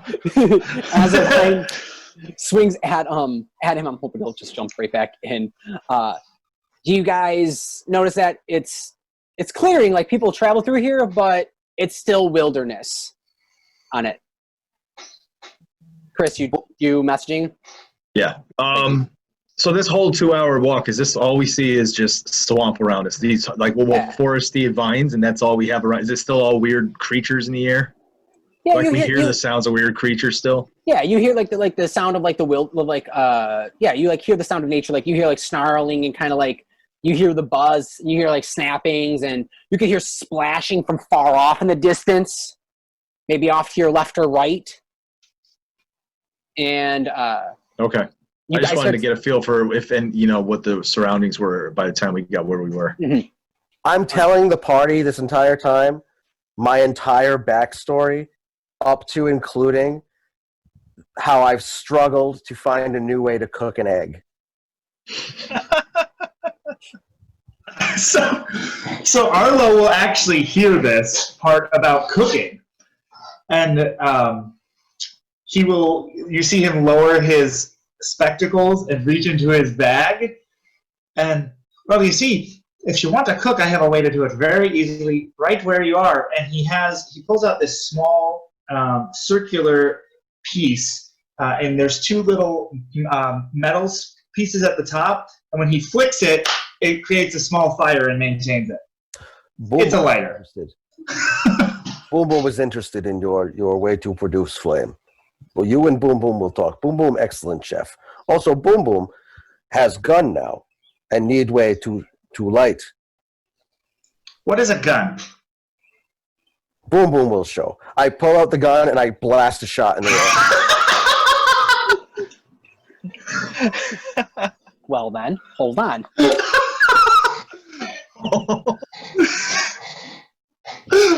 This is gun, small man. It make boom like me, but louder. And when I point at things, I shoot them. I think that was a bad idea. However, I am interested in what I might be able to do with it. You hear when you go, well, it's not really like a big cannon, it's more like a pistol shot. Pow! You do hear some birds kind of like flapping off in the distance that you startled the vegetation. And at that one, you guys are safe actually. Nothing's gonna come after you just yet. But it is now getting significantly dark. It is now getting dark. I don't know if you guys want to camp, but you guys are along this path, and it's not narrow, but like the path is probably about like 10 feet wide. Like it's starting to open up to where it popping out near where the swamp really was heavily. It was more or less single filed in, and now it's starting to fade open into a clearing of sorts. And you guys break from this forest, and you can see as the sun is going down that there is a hill ahead of you, kind of almost like an open clearing out of this wooded area. Boom Boom will sleep here. Boom Boom not feel great, so Boom Boom will sleep for full 8 hours. I just say that. All right. Do you guys all want to? No, did Boom Boom took damage earlier, right? From a lot of damage. Oh yeah. Yeah. All right, so I'm reaching. I see like I can literally see, his open wounds and stuff. And I reach into my bag and I pull out this just little balled glass, little corked glass, and inside is a purplish kind of sparkly water. And I throw it to him. I tell him, "Get a drink of that, mate. You'll feel better in 1 hour." Boom Boom will appreciate. You are brother now, bloody man. And I walk over and I aggressively hug him. You are family to Boom Boom. Mama will show you favor. And then All right, mate. I go for dead man and break it. Chris, Roon, I'm assuming that was a health potion? Yeah, that's the last one I had too. All right. We're going to say it is a... was it? Oh, no. Wait, Oh. no. Technically, it came from the waters it's full. Whatever happens, he drinks it, and he's right back at full health. Oh. Remember? Yes. I don't know if you remember that, Anth, but that's from that world. I mean, Yes. that's from that thing we were talking about. Great. Yes. Yeah, boom. Flash, full. Boom Boom no longer need to sleep for 8 hours. Boom Boom now press ahead and things attack bloody man. Boom Boom will rip spine out and give you their pants. And at that point, I take my backpack off, I open it, and I present him the 2 pairs of pants. I go, Captain Hollis probably dead, so I give you pants now. So I take them, and I'm just kind of like, sure. But I want to make sure I don't offend him, so I'm like, thanks, mate. And I put them in my bag. Boom Boom appreciate, and I put my backpack back on. Nice. All right. Boom, boom. You're ready to keep going. Are you all ready to keep going for another 8 hours? Or I'm going to take a healing potion as well. all right. Ooh, excuse me. I don't know. I mean, I'd be fine with taking a little bit of a nap, but if you want to keep moving forward, then that's fine too. Boom Boom will stand guard while small man naps. Okay. Do you guys want to do a long rest or short rest on this one? Short, right? Short's I'm fine, fine with the short. Short rest? Yeah. I'm fine with the short. Okay. So with the short rest, I'm just going to start. I'm going to sit down in a corner. I'm going to start inventorying what I have, what came with me, because, again, I was just pulled out of battle, out of nowhere. I have no clue what's happening. So I'm just kind of going through my things, just make sure I have what I need in my bag. okay. If Boom Boom will let me, I would like to inspect the gun during my short rest. Okay. Oh yeah. I hand it to him and I'm like, you show Boom Boom what you can do with this, because Boom Boom thinks this can be better, and Boom Boom can do way more destruction for Mama with better gun. They only give Boom Boom starter pistol. Boom Boom ready for big bang bang. If I can, I would love to. I know there was something about him needing to be able to like start the fire. Mhm. I'm assuming he would like tell me about that. If there was a way I could build in a fire starter into the gun, I would like to try that. Okay. So during the short rest, which we'll say takes however long you guys want to just kind of hang and just kind of get a breather and do a little tinkering. Real quick, I just want to say, Roon, while you're checking your inventory, you do find a handle and like a hilt, no blade, but just like a handle and a hilt, and kind of like lightsaber style, where you're like, this is clearly a sword, but there's nothing there. Right. I don't know what this is at all. Yeah. So you're I'm just like, pulling it out of my bag going like, what? What the hell? Hmm? So I'm going to look at those guys and say, just, any seen this before? You seem to be missing blade for sword. You could throw that at someone that you do not like, but I don't believe it would do much. I'm going to inspect it. I want to see like what the hell is this? Where did this come from? yeah. Make, and then I'm just honestly being straight. You don't even make a roll on it because you're taking it over the rest. Okay. It is a perfectly like gripped. It's formed. This handle blade, it fits perfectly into your hand. Like the notches and the grooves. This would be perfect for a sword. It is carved out of this really nice, clean silver metal, and it's wrapped with a almost like this brown leather that looks like form-fitted and like the leather is like melted to it. Like there's Do no. I recognize this? Make an intelligence check. I go like this real quick. I go, Boom Boom will go in woods, and I'm going to go pee in real life. So I'll be right back. Okay. 14. 14. You do not recognize this. You don't remember this. Ren, do you know anything about that blade? And I'll actually like wave my spear over top of it, like so he's getting a look at the handle. Can I inspect it? Yeah. Make an investigation check. An investigation check? Oh, it's not a history-related check to this magic item? I mean, if you want to make a history check, but I don't know. Maybe actually, no, because of Ren, yeah, make a history check. Okay. But it's pretty high up on that one. That's 9 plus 5 plus... So that's a 16. Cool. I get double my proficiency to history checks. I'm gonna say it looks familiar in the sense that it was great craftsmanship. Yeah. But you've never heard or read anything like this. There's a familiarness to it to Ren, in the sense that it was some great craftsmanship, but you don't. There's nothing from lore that's coming to you on that one. No idea. It's nice, but I have no idea what it is. So kind of I don't want to have to talk to him, but I look over at Dan. What's your character's name again? I'm sorry, Henry. Howard. I look over at him and I hold explain to him what it is again that I'm holding. So they're doing a short rest in a swamp. He's holding a silver polished hilt handle of a sword with this nice brown leather wrapping around it, and it looks almost like the leather is like melted and infused into the grip, and it's just perfect that when like Roon puts his hands over it, his fingers grip it perfectly. Like this is the ideal handle of a sword. So I look over at him and I say, I was going through my things and realized this ain't mine. Have you seen this before? Oh, sorry, I was kind of daydreaming out there. Let me take a look at that. So I hand it over to him. Let me take a look. Anything familiar about it to me? Reluctantly, I hand it over to him like, anything familiar about it? Make a history. Make a history and an investigation check. If you're looking for familiarity, I'd say history, but it'd be a little higher of a roll. No, they're about the same. I'll do history.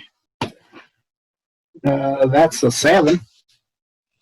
It looks like a hilt. It looks like a bladed, like a hilt to a sword, like a handle and the hilt. Like no, it doesn't register anything with me. I haven't actually seen this before, but it does seem to fit you rather well, actually. Maybe it's destined to be something for you. Who knows? Boom Boom emerges from the woods, post page, and goes, please show to Boom Boom. So I kind of hand it over to him, toss it to him. Boom Boom wash hands for 20 seconds. It is okay. Let's see. So a history check? Go for it. All right. Swear to God, I rolled a nat 20 minus 1. Another 19. Dude, I'm hot right now. I started with a 0, but I'm hot right now. That's awesome. Hell yeah.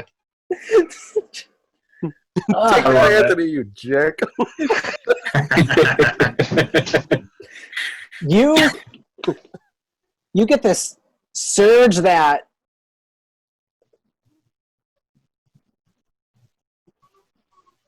all that you can tell from this one, this is how I'll get around your nat 20.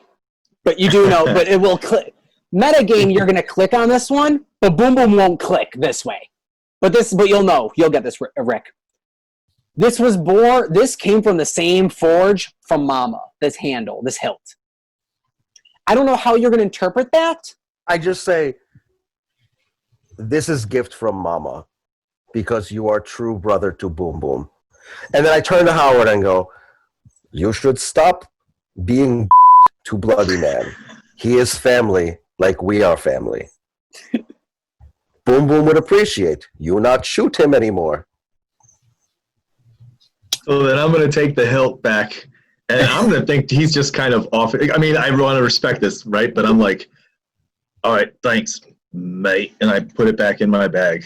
He saved Boom Boom life, and Boom Boom give him pants. I'll give him that, Boom Boom. I'll give him that. And I'm going to look at what's your name again, Chris? Roon. Roon. I'm going to look at Roon. You speak to Mama too? I have no idea what he's talking about. Okay, thank God there's another one of us. Thank you. Okay. Is Mama the name of your ex there? Is that who you're talking to? Howard and Bloody Man, please bring it in. Oh. Please approach Boom Yeah. Boom. I walk over, like, okay. I aggressively hug both of them. I'm going to, before he does that, We are family. to Roon, just go with it. Just go with it. And then, All right. We are family, and Mama will protect you as Mama protect Boom Boom. Thanks, Boom Boom. And I'm By the like, way, who's Mama? I'm trying to figure that out. I have no idea. Mama is all. Small man. Who gets big? Mama tell Boom Boom things. Mama protect. We are all children of Mama. We serve Mama, and Mama happy.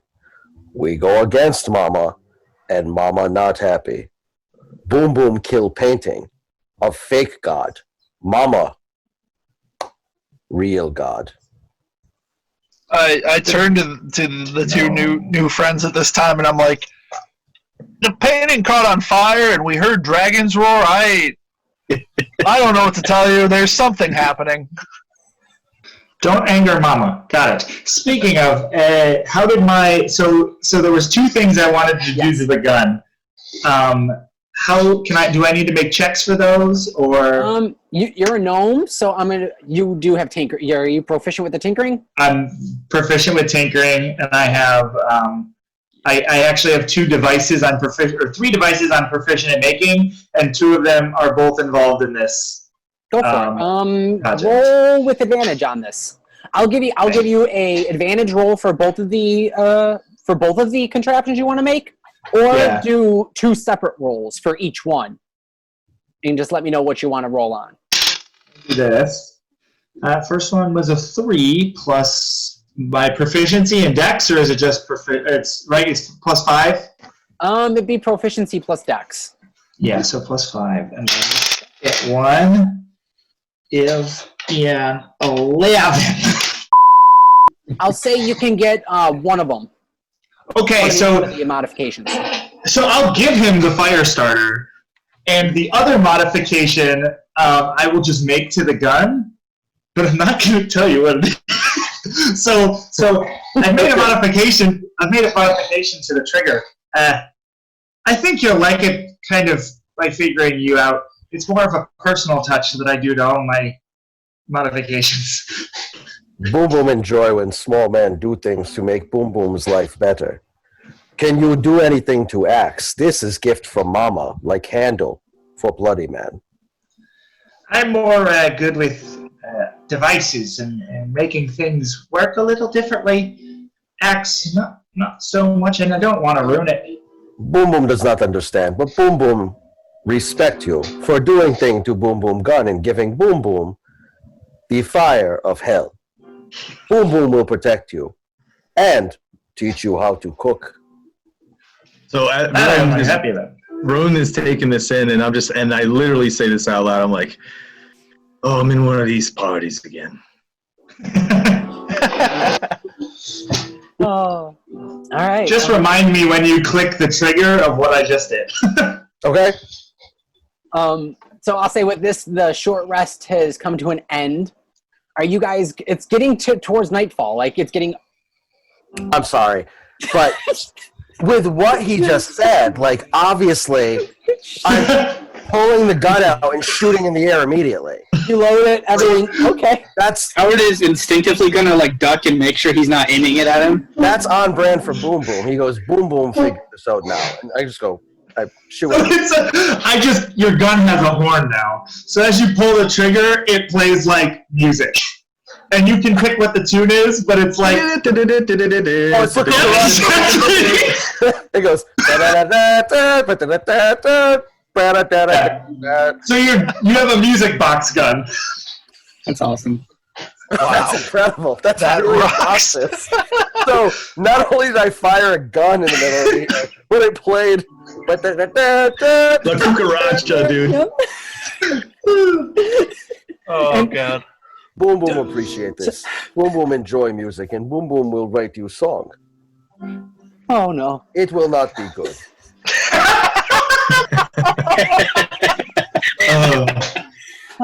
Sorry, I'm normally a bard. This is what I do: is cause problems.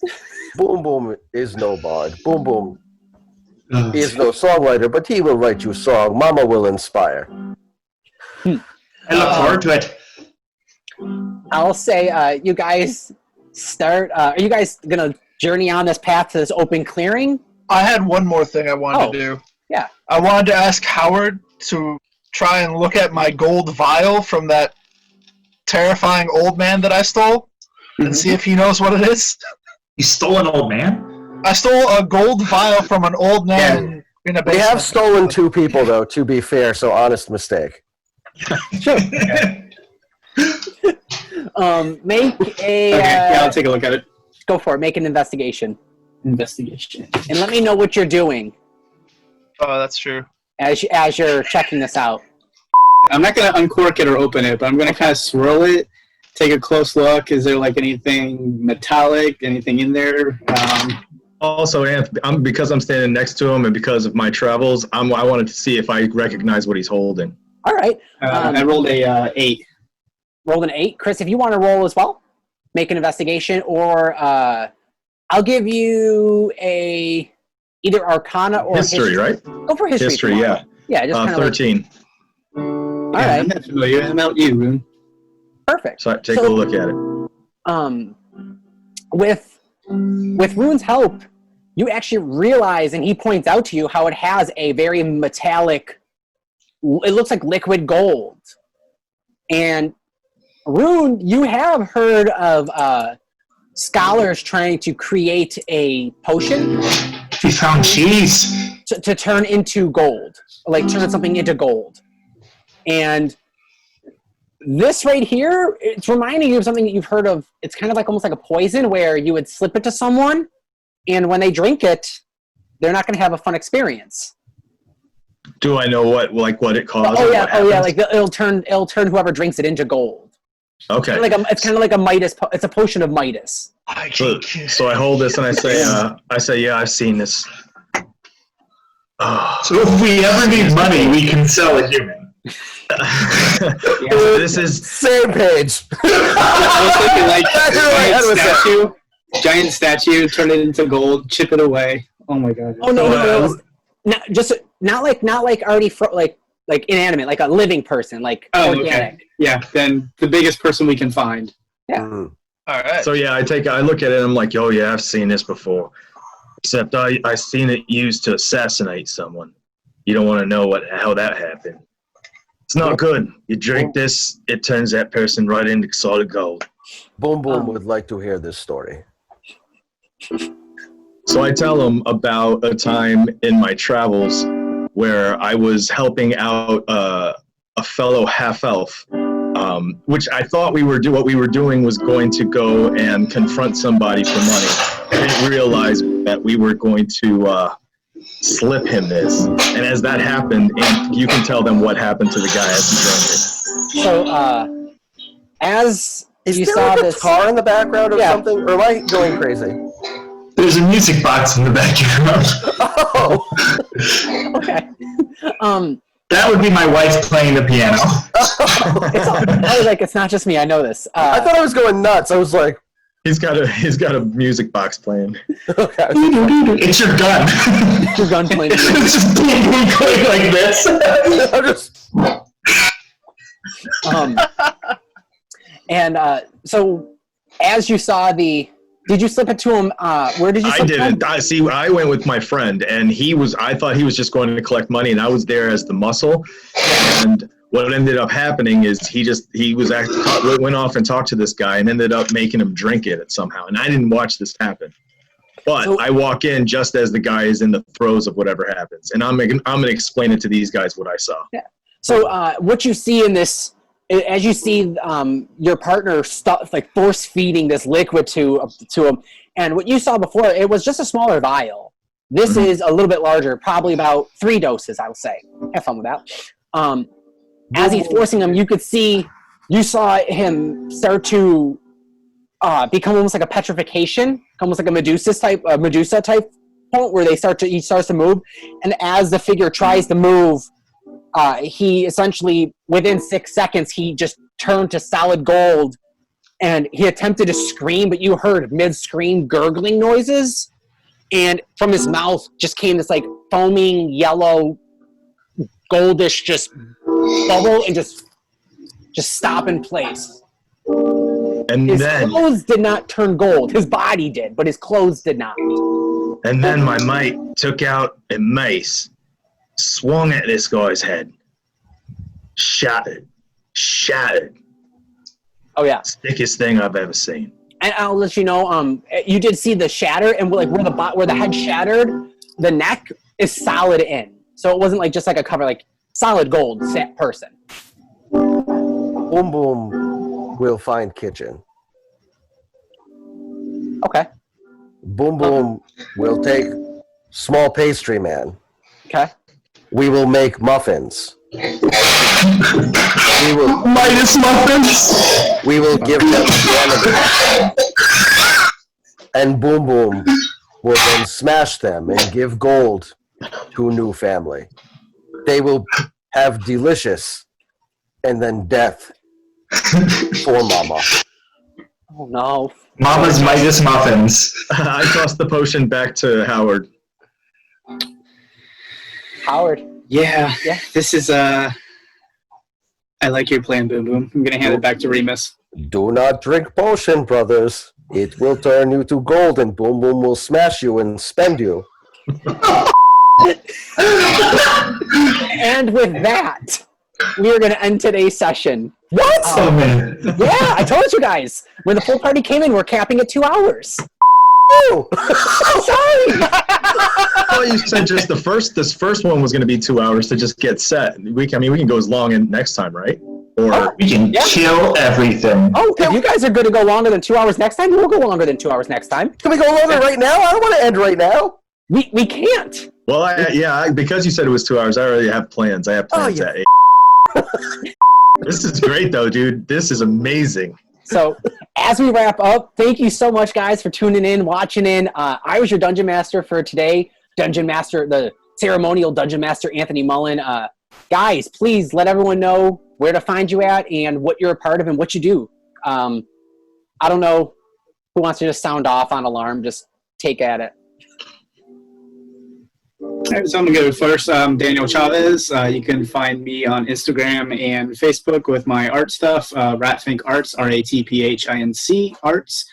I like to doodle and draw. Check me out there. Sweet. Chris Chavez, unfortunate brother of Daniel Chavez. No, I'm just playing, man. I'm coming at you, son. You can find me at bicdp-radio.com, the network, the whole family of podcasts, where you find podcasters. If you want to follow my nonsense account on Twitter, find me. I can't remember what it is off the top of my head. Other than that, I'm cool. You can find me. I'll talk. You can find me at Squad Light Gaming on the network, where I talk video games with my brother. You can find me on the panel discussion where we talk about comic books. If you look up James Sega or Empire State Wrestling, you will find me. I am also a professional wrestler, among a million other things that I do. So those are the 3 places you can find me. I'll follow you. Holy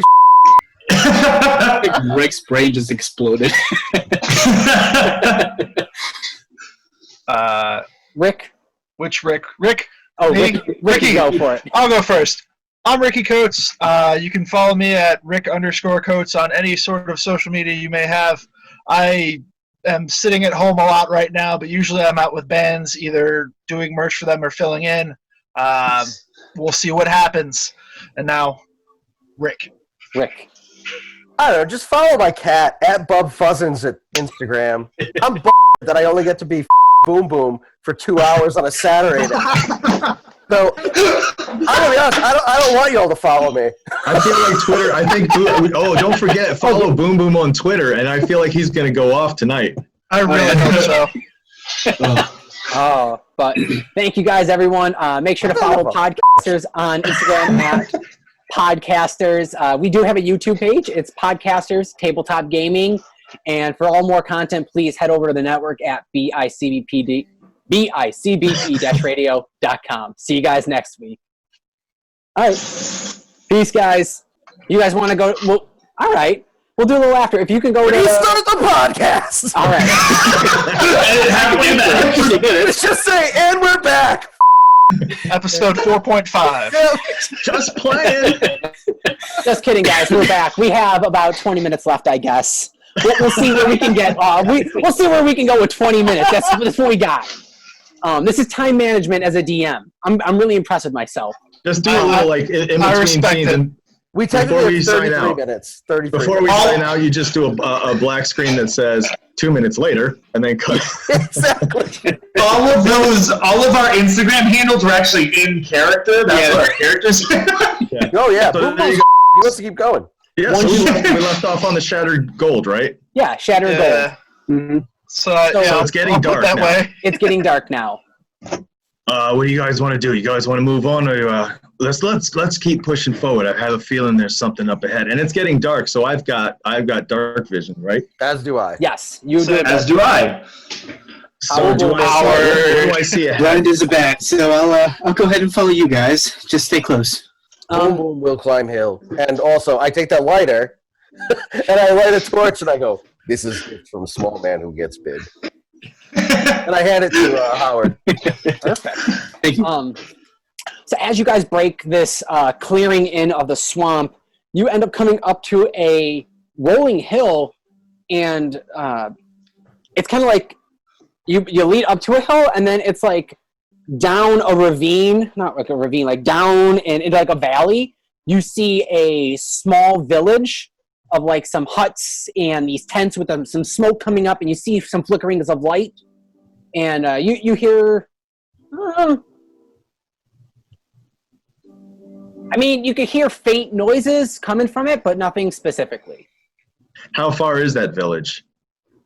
Like a mile or two, like a mile or so, like 20-minute walk. All right, wouldn't work. Boom Boom will get attention. If the family want Boom Boom to get attention. I say we just make our way down there and just kind of see what's going on. You said there's lights up going on or no? Yeah, like almost like firelights. Okay. Almost like the field itself, like it's like there's no building. It's just more or less like a small village hut. Like. All right, I'd say we go down and just kind of make our way there, but be a little cautious before entering the town. Yeah. Boom Boom is not cautious. If you guys want to journey down, make some stealth rolls. Yeah. Oh, I'm not doing that. I'm walking down as I go. I have disadvantage. Oh yeah. So do I. So I have a gnome in chainmail. actually, I take it back. I pick up Arlo and I put it on my shoulder and I go, we will approach village. They can go a different way. Yeah, that works for me because I rolled a 6. We will find kitchen, little brother. So I'm just gonna sigh like again, I'm with one of these parties, and I'm just gonna run up behind him because I just know what may ensue. I'm gonna be stealthy still. Are you guys all gonna try to? So let me know your stealth rolls if you wanted to roll them. If you're are you trying to break away from the party if you're being stealthy, or are you just with them still? I'm like within earshot. Like I'm not far, but you don't know I'm with them. I rolled a 24. Oh yeah, you're gone. Is there a possibility that I have a cloak that I normally wear when I'm Ren? Sure. That's like so what I would like to do on Boom Boom's I know where shoulders you're going with this. I love it. is put the cloak over both of us so that we're Muppeting, and just go, we may not be stealthy, but we can still surprise them and just drop it. So Boom Boom's like looking through the slit, and I'm there. Yep. Now we're like this 9-foot guy, just With a little head. Your little rascal. Yep. Mismatched arms. I just go, Boom Boom, enjoy this plan. Boom Boom with his arms out so we not look so disproportionate because people will judge. Boom Boom was in circus for a long time and people make fun of Boom Boom. That's true. Remus, are you trying to lead ahead, kind of like sneak ahead? Or are you behind or to the side? I'm like, Remus. I'm to the side. Okay, you're. I'm to the side. Okay. He's in a Howard, did you roll stealth? I did. I rolled a 4. So are you with the party, or are you trying to trail off by yourself with the torch lit? It was, basically, I was gonna, try to trail off as well, too, realized, okay, this ain't working, and we have a 9-foot bit over there, so I'm just gonna reluctantly follow behind. Yeah, he is 9 feet too. Yeah. So you guys just it takes about 20 minutes, half hour, just kind of walking up casually, and you come up to a circle of huts, all in it's like a 100 foot, about the distance they would take to cross the street from house to house. So I don't know, 300, 300 feet, I guess. So, 300 feet in a full parameter around. So, yeah. So you guys come up, and they're actually smaller huts, I will say, too. Possibly halfling, gnomish, something of that sort. And you hear it's just a circle of them? What's in the middle? Is there anything in the middle of that circle? Mm-hmm. And as you guys are walking up, you can see in the middle there's a fire with a bunch of small figures with larger heads sitting down all around, and kind of eating and talking in a language. What language do you know offhand? I know Gnomish and Giant. You don't know it. You don't recognize. Common and Infernal. Nope. Common, Abyssal, and Deep Speech. Nope. Wow, where's my guy? I'm trying to find it. I was about to say, if he understands any of this, I'm done. We're out. Let's see. Where is it? See, I don't really do the digital much. Where is it here? It's going to be in your bottom left side. Here we go. It says here we go. languages. Mine's common, draconic, elvish, giant, and orc.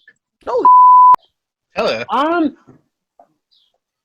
You slightly recognize some of the orc, but it's not complete orc. You hear like more of those like the small chattering.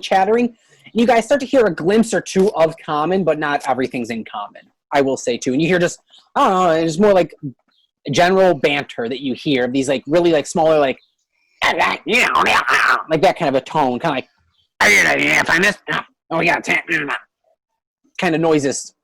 And they're all around, and you see even like these little figures. And as you're walking up now, with the fire blazing, you could see across from where it's lit up, there are actually a bunch of little goblins kind of dancing and playing some instruments. And then there's a couple that are kind of like eating like this meat on a stick, like the skewers, you know.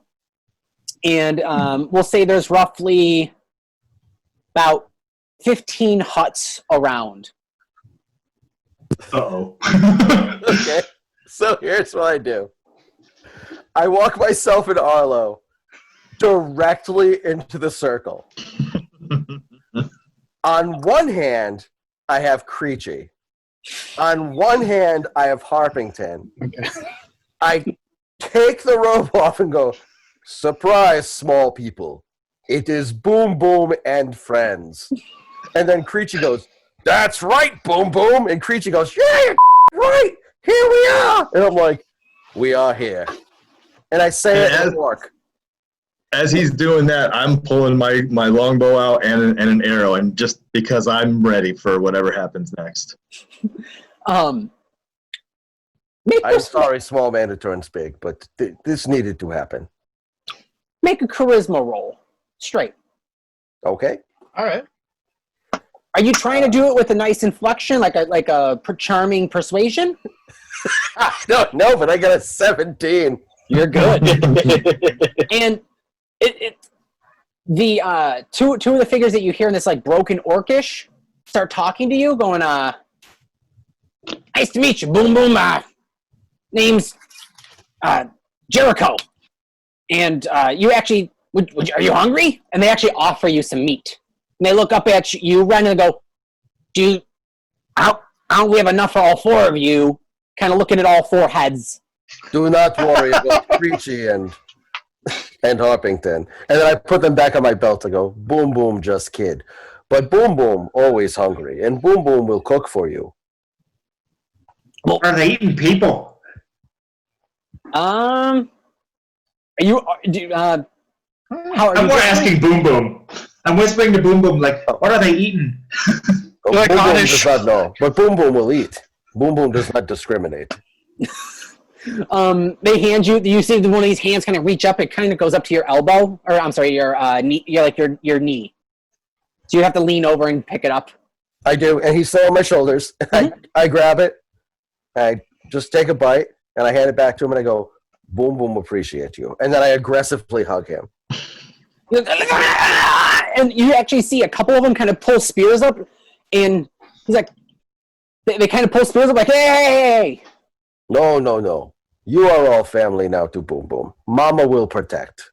At family and mama? Are you saying this in orc? Oh, yeah. All right. At family and mama, they all look at each other just kind of like, what? and they drop it. It's like they drop the weapons like, all right. Like, I take Arlo off my shoulders. I go, whoop, and I put him down. I go, the ruse is over, brother. Boom Boom ruin. Boom Boom, sorry. We do this that actually again. went better than I thought it would. We do this again.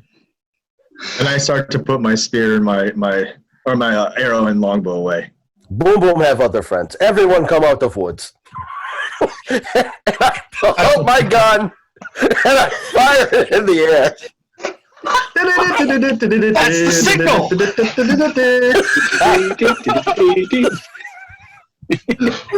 Remus makes his way out of the woods. Oh no. That's great.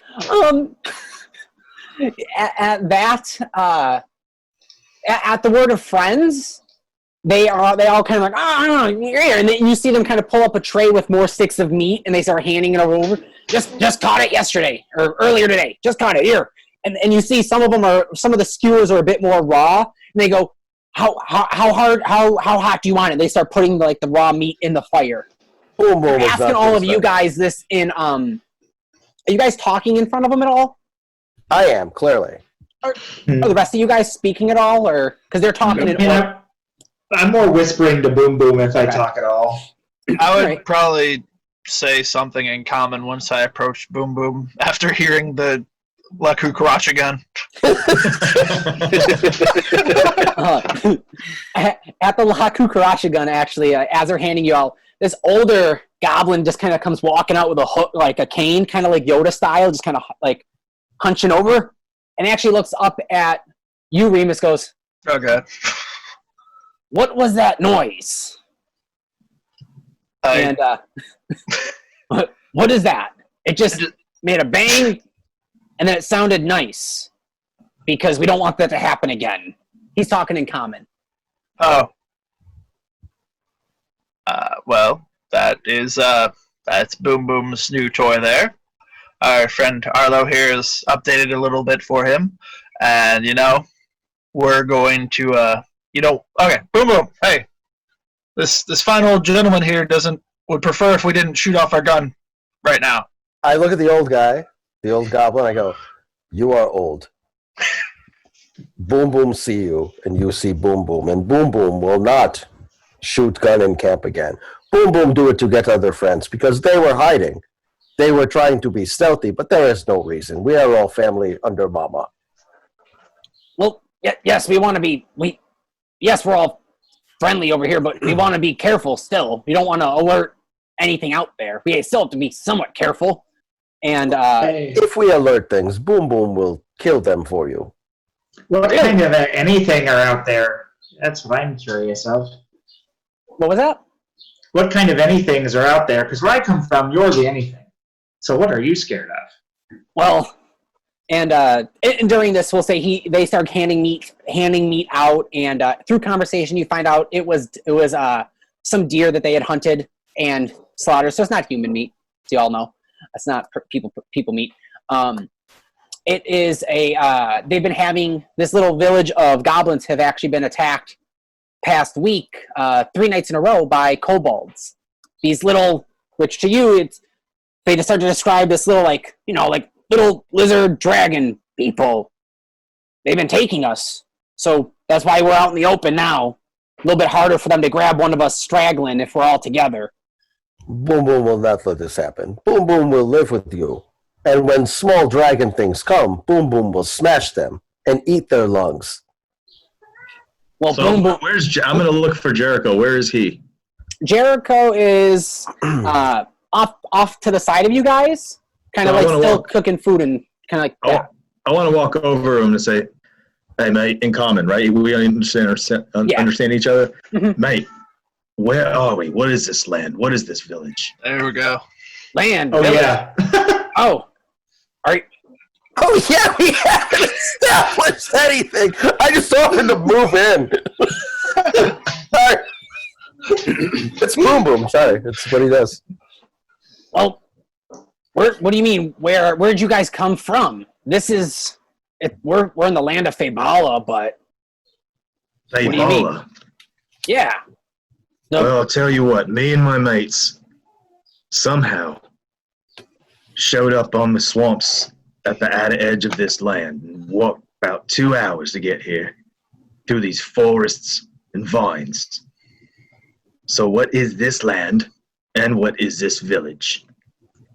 I mean, the village really doesn't have a name. It's just kind of where we live. And you are who? We're goblins. We're the we're just a herd of goblins. Little travel party. So you all don't call each other anything? I mean, no. What do you mean call each other? Like titles? I'm just trying to figure out, like, what do they have a name for themselves? Are they like a tribe or something? Yeah. Like the tribe name? We're the Marshtuck, or the Marshtuck tribe. Marshtuck. I'm sorry, no. Marshtuk. Marshtuck. And so, this land Fabala, how large is it? Do you have a map? Is there any way I can see where we are? I mean, a map, you'd have to go to a shop, but that's in a town, and that's like days away, and we wouldn't want to go there. They wouldn't be okay with us, probably. We keep to ourselves out here in the plains, off to the side of the marshes. The forest, it's dangerous. People go in there, they don't come back out, and we don't like to go there. That's why we tuck ourselves underneath where the hill is. Boom Boom will bring you to town. And nothing happened to Boom Boom in forest. Boom Boom not afraid of trees. Yeah, we'll make sure you guys are okay. Now, this town you said, wouldn't it be Carcosa by chance, would it? You ever heard that name? No. Town is called Berghold. So who has the coin? I do. So I'm gonna look at Remus and say, Remus, show this little man this coin you've got. And I'm gonna say to Jericho, you ever seen this before? Looks like a gold coin. Never seen a stamp on it. Okay. All right. Well, where can I get a good drink? Ricky has props.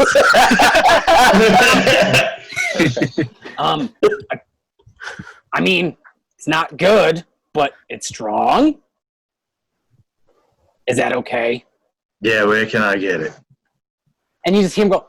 He just kind of says something off in like this orcish little tongue, and it's like little noises. And a female goblin actually walks over, kind of like slight hugs him, and she has a like little like horn cups, like almost like Viking type horns ish, and pours 2 cups of this crystal clear liquid over to you. All right.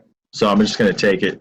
Thanks, mate. And I'm gonna take a stick of that meat off of his grill and just walk off with it and sit down on a log by the fire and just think about what he just told me. Boom Boom would enjoy the drink that you give to Bloody Man. Oh, okay. And just kind of like they have another one, like, it is strong. Pours a glass, hands it over to you. It's very powerful. I take it, I go, for dead man. And I hand the horn back. Boom Boom, enjoy your drink. You instantly, for when you do take if you drink it, just swig it. Oh, I like pound it. Oh yeah, I mean your throat just dry. It's like, oh, it's high proof. For dead man. And I hand it back. I'm like, you have shattered Boom Boom. That is, I like small village people. Roon, did you take a sip yet?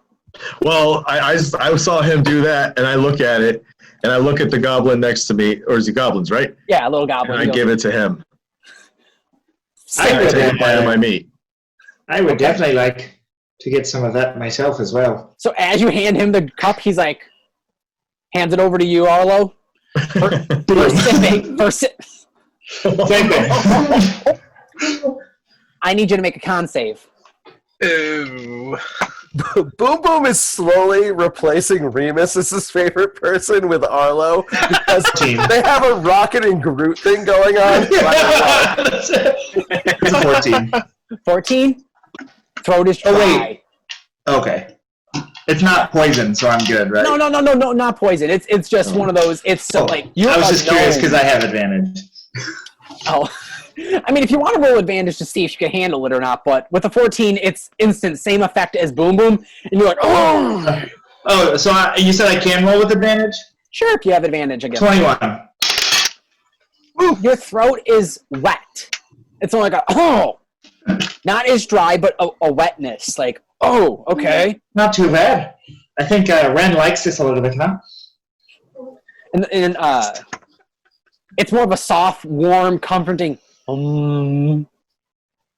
type of a feeling I don't know if you kind of feel it through your back. You kind of just feel like Ren like to you. Boom Boom like small man.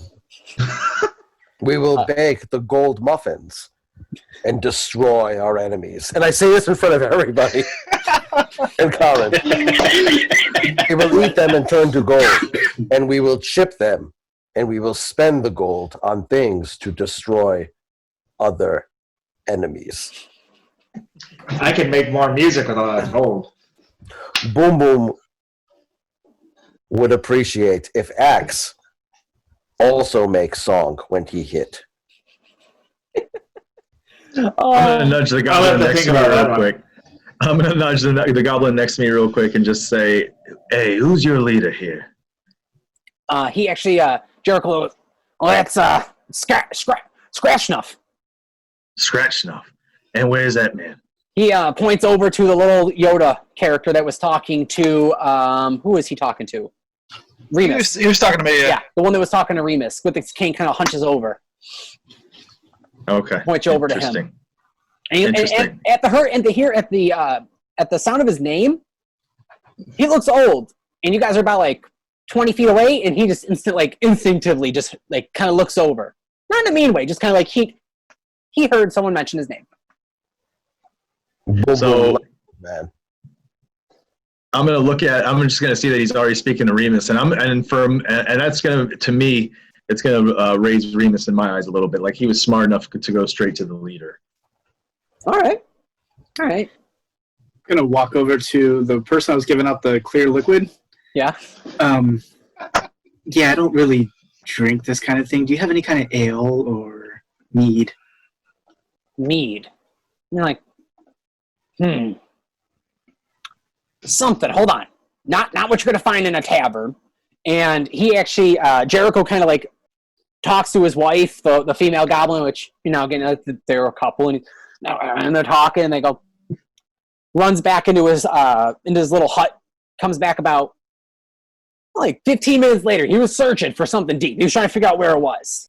He comes out and he brushes his bottle off. He goes, we don't have a lot. It's a little harder and it takes longer to make. And uncorks it and pours it into a similar cup as they are all using. Kind of hands it over to you. We ferment berries and wheat and barley and kind of mix it with the clear stuff, but more fruits. A lot more fruits. It's craft beer. I'm gonna take it. Yeah. Smell it. It's a cherry wheat. Picture a cherry wheat, but the alcohol of like an imperial stout. Like, oh, nice. Like you're on a like a 22% beer. Like it's a powerful, strong beer, but it's very fruity, and you feel that burn, that we're like, oh, that dryness, but there's a sweetness to it, and they only give you a small cup of it. They don't give you a full like topped off. Boom Boom will have that too. Remus, please give small man 25 gold for money we get from man that I destroy, and shove into chest. Oh yes. That will be Boom Boom's share. He will give to them because Boom Boom will drink tonight and tell everyone stories about Rabbit he see that had 3 teeth. They take the 25 gold very like accepting, like thank you, and they start talking and they're like, would you want to buy a bottle full? Boom Boom will take whatever you are willing to give. Yes, Boom we'll Boom take- appreciate hospitality. So- Boom Boom loves small men. All We'll right, take 2 for those 25 gold. Well, I mean, if you have gold, we can give you. We have one more, but we don't want to give you the full, the last one we have. And they go out and they grab they go out and they actually grab a full bottle that they have tucked away. And go, we're saving this. 25 would be okay, I guess. They kind of hand it over. You guys have had good interaction with them, so they give you a full bottle. I'll say a bottle holds, I don't know, like what, like six full complete full like glasses, because it's like a big bulbous like jar with a big cork in it. So it's like a big glass of wine, big bottle of wine essentially, and that was for 25 gold.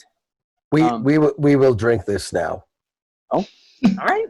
I take it, I uncork it, I take a glass worth of a sip and say, for a dead man. And then pass it immediately to Remus. And I'm gonna walk as that's happening. I'm gonna get up from the fire. I finished my meat, and I'm walking over to Remus. And what was the name of that guy? Shartak. What was it? Scratch Nuff. Scratch Nuff.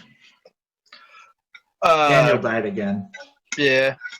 I'll take a normal size sip. I've heard the goblins now say that this is for sipping, and I'll just take a smaller sip, and then I'd like to ask Scratch Nuff about the boat we appeared on, if he knows anything about that, like the boat that's just kind of stuck in the swamps. A boat in the swamps, like a small raft. Like a big sucker, like masts, sails. Like it looks like it should have had a crew. We've never seen anything like that come up near here. I mean, if you're on the coast, maybe, but not here. That sounds like a sailing ship. Nothing you'd want. Nothing you'd want. That's way too big for the swamp and the canals and the rivers, and that's dangerous to even travel along. So as I get there, while this is going on, I'm just gonna look at Remus and say, "How I had to go take he's back behind one of them huts." Then I'm gonna ask him, "What'd you learn about this place?" Not too much yet. It seems the boat we appeared on is out of the ordinary for the locals here too. So this seems like a strange place. They say it's Fey something. Faybala. Faybala? Faybala. So Fayballa. I've never heard of this place before, and I'm going to pass Roon the bottle as well. And I'm gonna sniff it, take a sip, take another sip, and pass it down to the gnome. And I'm gonna look at Scratch Snuff and say, "Where's the closest town to this place?" Closest town's about a couple days. About 2 days without trouble. In which direction? He actually northeast. It would be, and he kind of like points over. He goes, I mean, you want to kind of travel over the hills, stay to the side of the woods, and essentially, so you'd want to head in northeast direction. To the north, there's a wood field forest. Stay clear of that unless you're looking for trouble. And the forest kind of breaks off, and after that, you'll see a village open up in a clearing. Boom, boom. How far is place if Boom Boom just walked through woods? It's not closer. It's more or less parallel. So just stay out in the woods. Then you got a place for us to stay tonight. We can figure something out. Boom Boom will sleep here. And I just lay down immediately next to the fire. I'm going to look at him like that, and I'm going to look at you and say, "I prefer bed." They're packing they open up and they kind of have an extra hut that they're kind of popping up. It's like a tent rather than like a full-on large size. They put one or two of them up and around for you guys to take rests and shifts in. Do you guys want to take rests and take watches for the night? I'm already asleep. Ren and I want to take watch, and I'm interested in these dragon men you were talking about. I've never seen one before. All right, wait, say it again. I'm sorry. So he Arlo says he's going to take watch because he's interested in the dragon men that he's never seen before. Mm-hmm. Oh, all right. Is anyone else doing a night watch? I'm going to. I'm going to say I'm going to stay up and. So when you say night, I guess it's. I'm gonna stay up. I'm gonna go and sit by the fire, back on the log that I was sitting. I'm just gonna sit there for a little bit. All right. So essentially, when you guys take a night shift, it would take one for the first. It'd take 3 shifts. So the first one would go more or less time-wise from a 9:30 to like the party's starting to like wind down and come down around 10 o'clock. First shift would go from around 10 o'clock to 2, 3. Second shift would be from 3 to 5, 6-ish. And then then the last shift would be like a nice 5:30 to like 7, 8 o'clock in the morning. Who's taking what shifts? So while I'm sitting on that log, I noticed Howard coming back from around the hut where he went to take a. All right, Roon, you're taking first shift.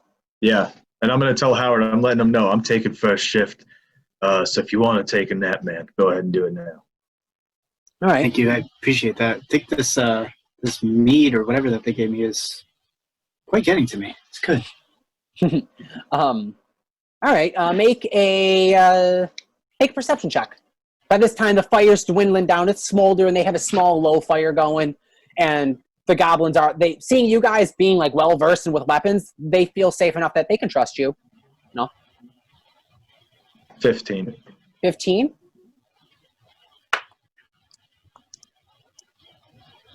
Uneventful.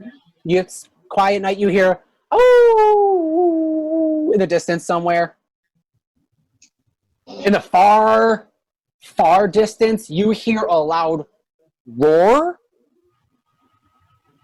and you think it would come from the eastern direction, but you can't discern where. It sounds like it's in the sky, far away, but you hear a loud roar. Oh, Jesus. Does anything wake me up? Because otherwise I'm sleeping through the entire night. The roar hits about at the end of Roon's shift. Would maybe Boom Boom would, I don't know, would you wake up if hearing a possible dragon roar of sorts? I don't think Boom Boom uses it, to be perfectly honest. Okay, no, you don't. All right. So especially because it's a dragon. He's like. So this is the end of my shift? Yeah, this round. So yeah, like I'm sitting there on the log. My feet are sitting out crossed, arms crossed. My head was kind of down because it's getting a little sleepy. And then I hear that, right? And I'm like, what the hell? I've heard that before. It sounds familiar. And who else is on a watch tonight? Who's on? I'm on first watch? second watch. I will go third. Okay. So where's the gnome sleeping, or where's he at? You guys are partnered up, so I'd say Howard and Remus probably are able to share one, unless Arlo went and joined in because he's so small. So I think He's probably sleep. Honestly, Arlo probably slept around the perimeter. Okay. He doesn't want to, but. So I'm going to get up and go over to where he was laying down, basically, and kind of give him a nudge on the shoulder to wake him up. And I'm going to let him know, it's your shift, mate. Be aware. I could have swore I heard some sort of roar out in the distance. Hopefully it was just Boom Boom's stomach. We'll see what happens. All right, and so I'm actually gonna take his place on the perimeter, and just kind of prop myself up against one of the huts and just hang my head low and let my eyes close. Okay. But before that, I'm gonna use my dark vision and scan the distance. Do I see anything in the distance? Make a perception check, and then if you can, roll 2 d10s for me. Okay. Tell me what natural 20. Natural 20. Natural right. 20. Never mind, don't even roll. Did you get a natural 20? No, actually it was, no, I'm just playing, guys. It's 20. For real. For real. You see. All right. Roll the 2 d10s for me and tell me what numbers they are first, real quick. 4? No, D10. Percentiles? Yeah, percentile dice. Oh. Sorry. So, no, you're good. So the first one's going to tell your 10's place. The second one will tell me the 1's place. Say again? Wait, hold on. If you roll the percentile dice twice. Yes. Okay, so the first one says 20. No, D10s. So 2 D10s. Oh, no. That is, okay, so 20, and then what's, yep. And then what's the D10? Or the percentile twice. They're both the same. Yeah, okay. So the other one says 80. Like, are we talking the same dice? Yep. Yeah. No, so you Yeah. rolled a 28 out of 100. Okay.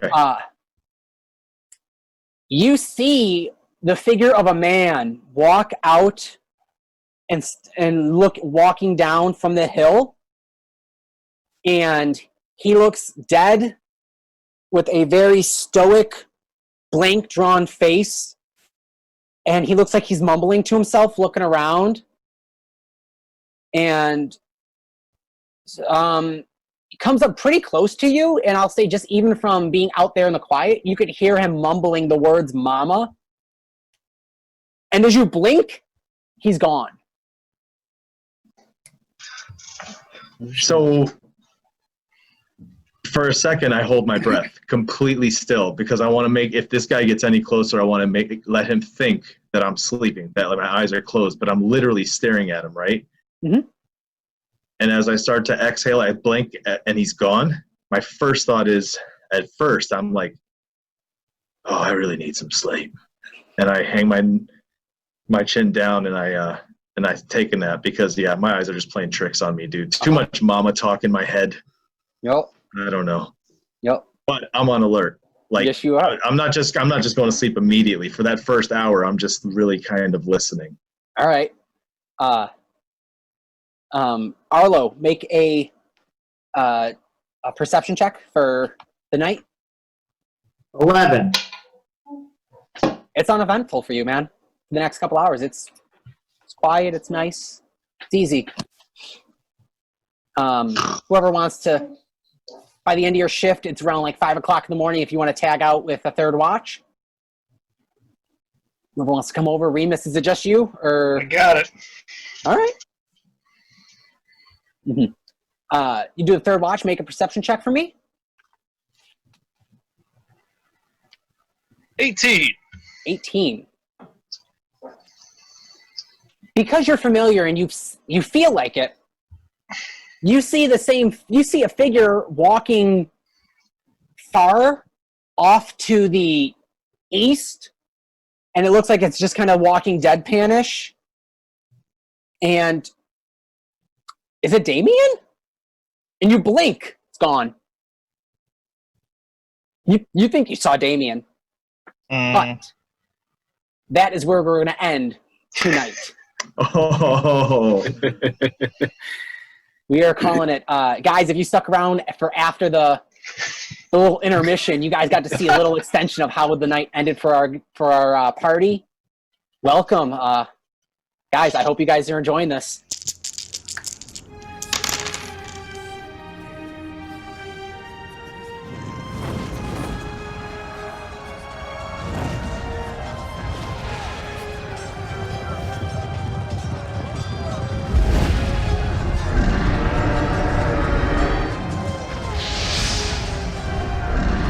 Boom Boom is on quest to find pants for Captain. Boom Boom not ask Captain for anything. He already give Boom Boom shells to shoot new gun with. That is, I did not know. Good. That's good. Boom Boom is packing heat. They And were I pull out the bag and I show him all like the ball shots. Like,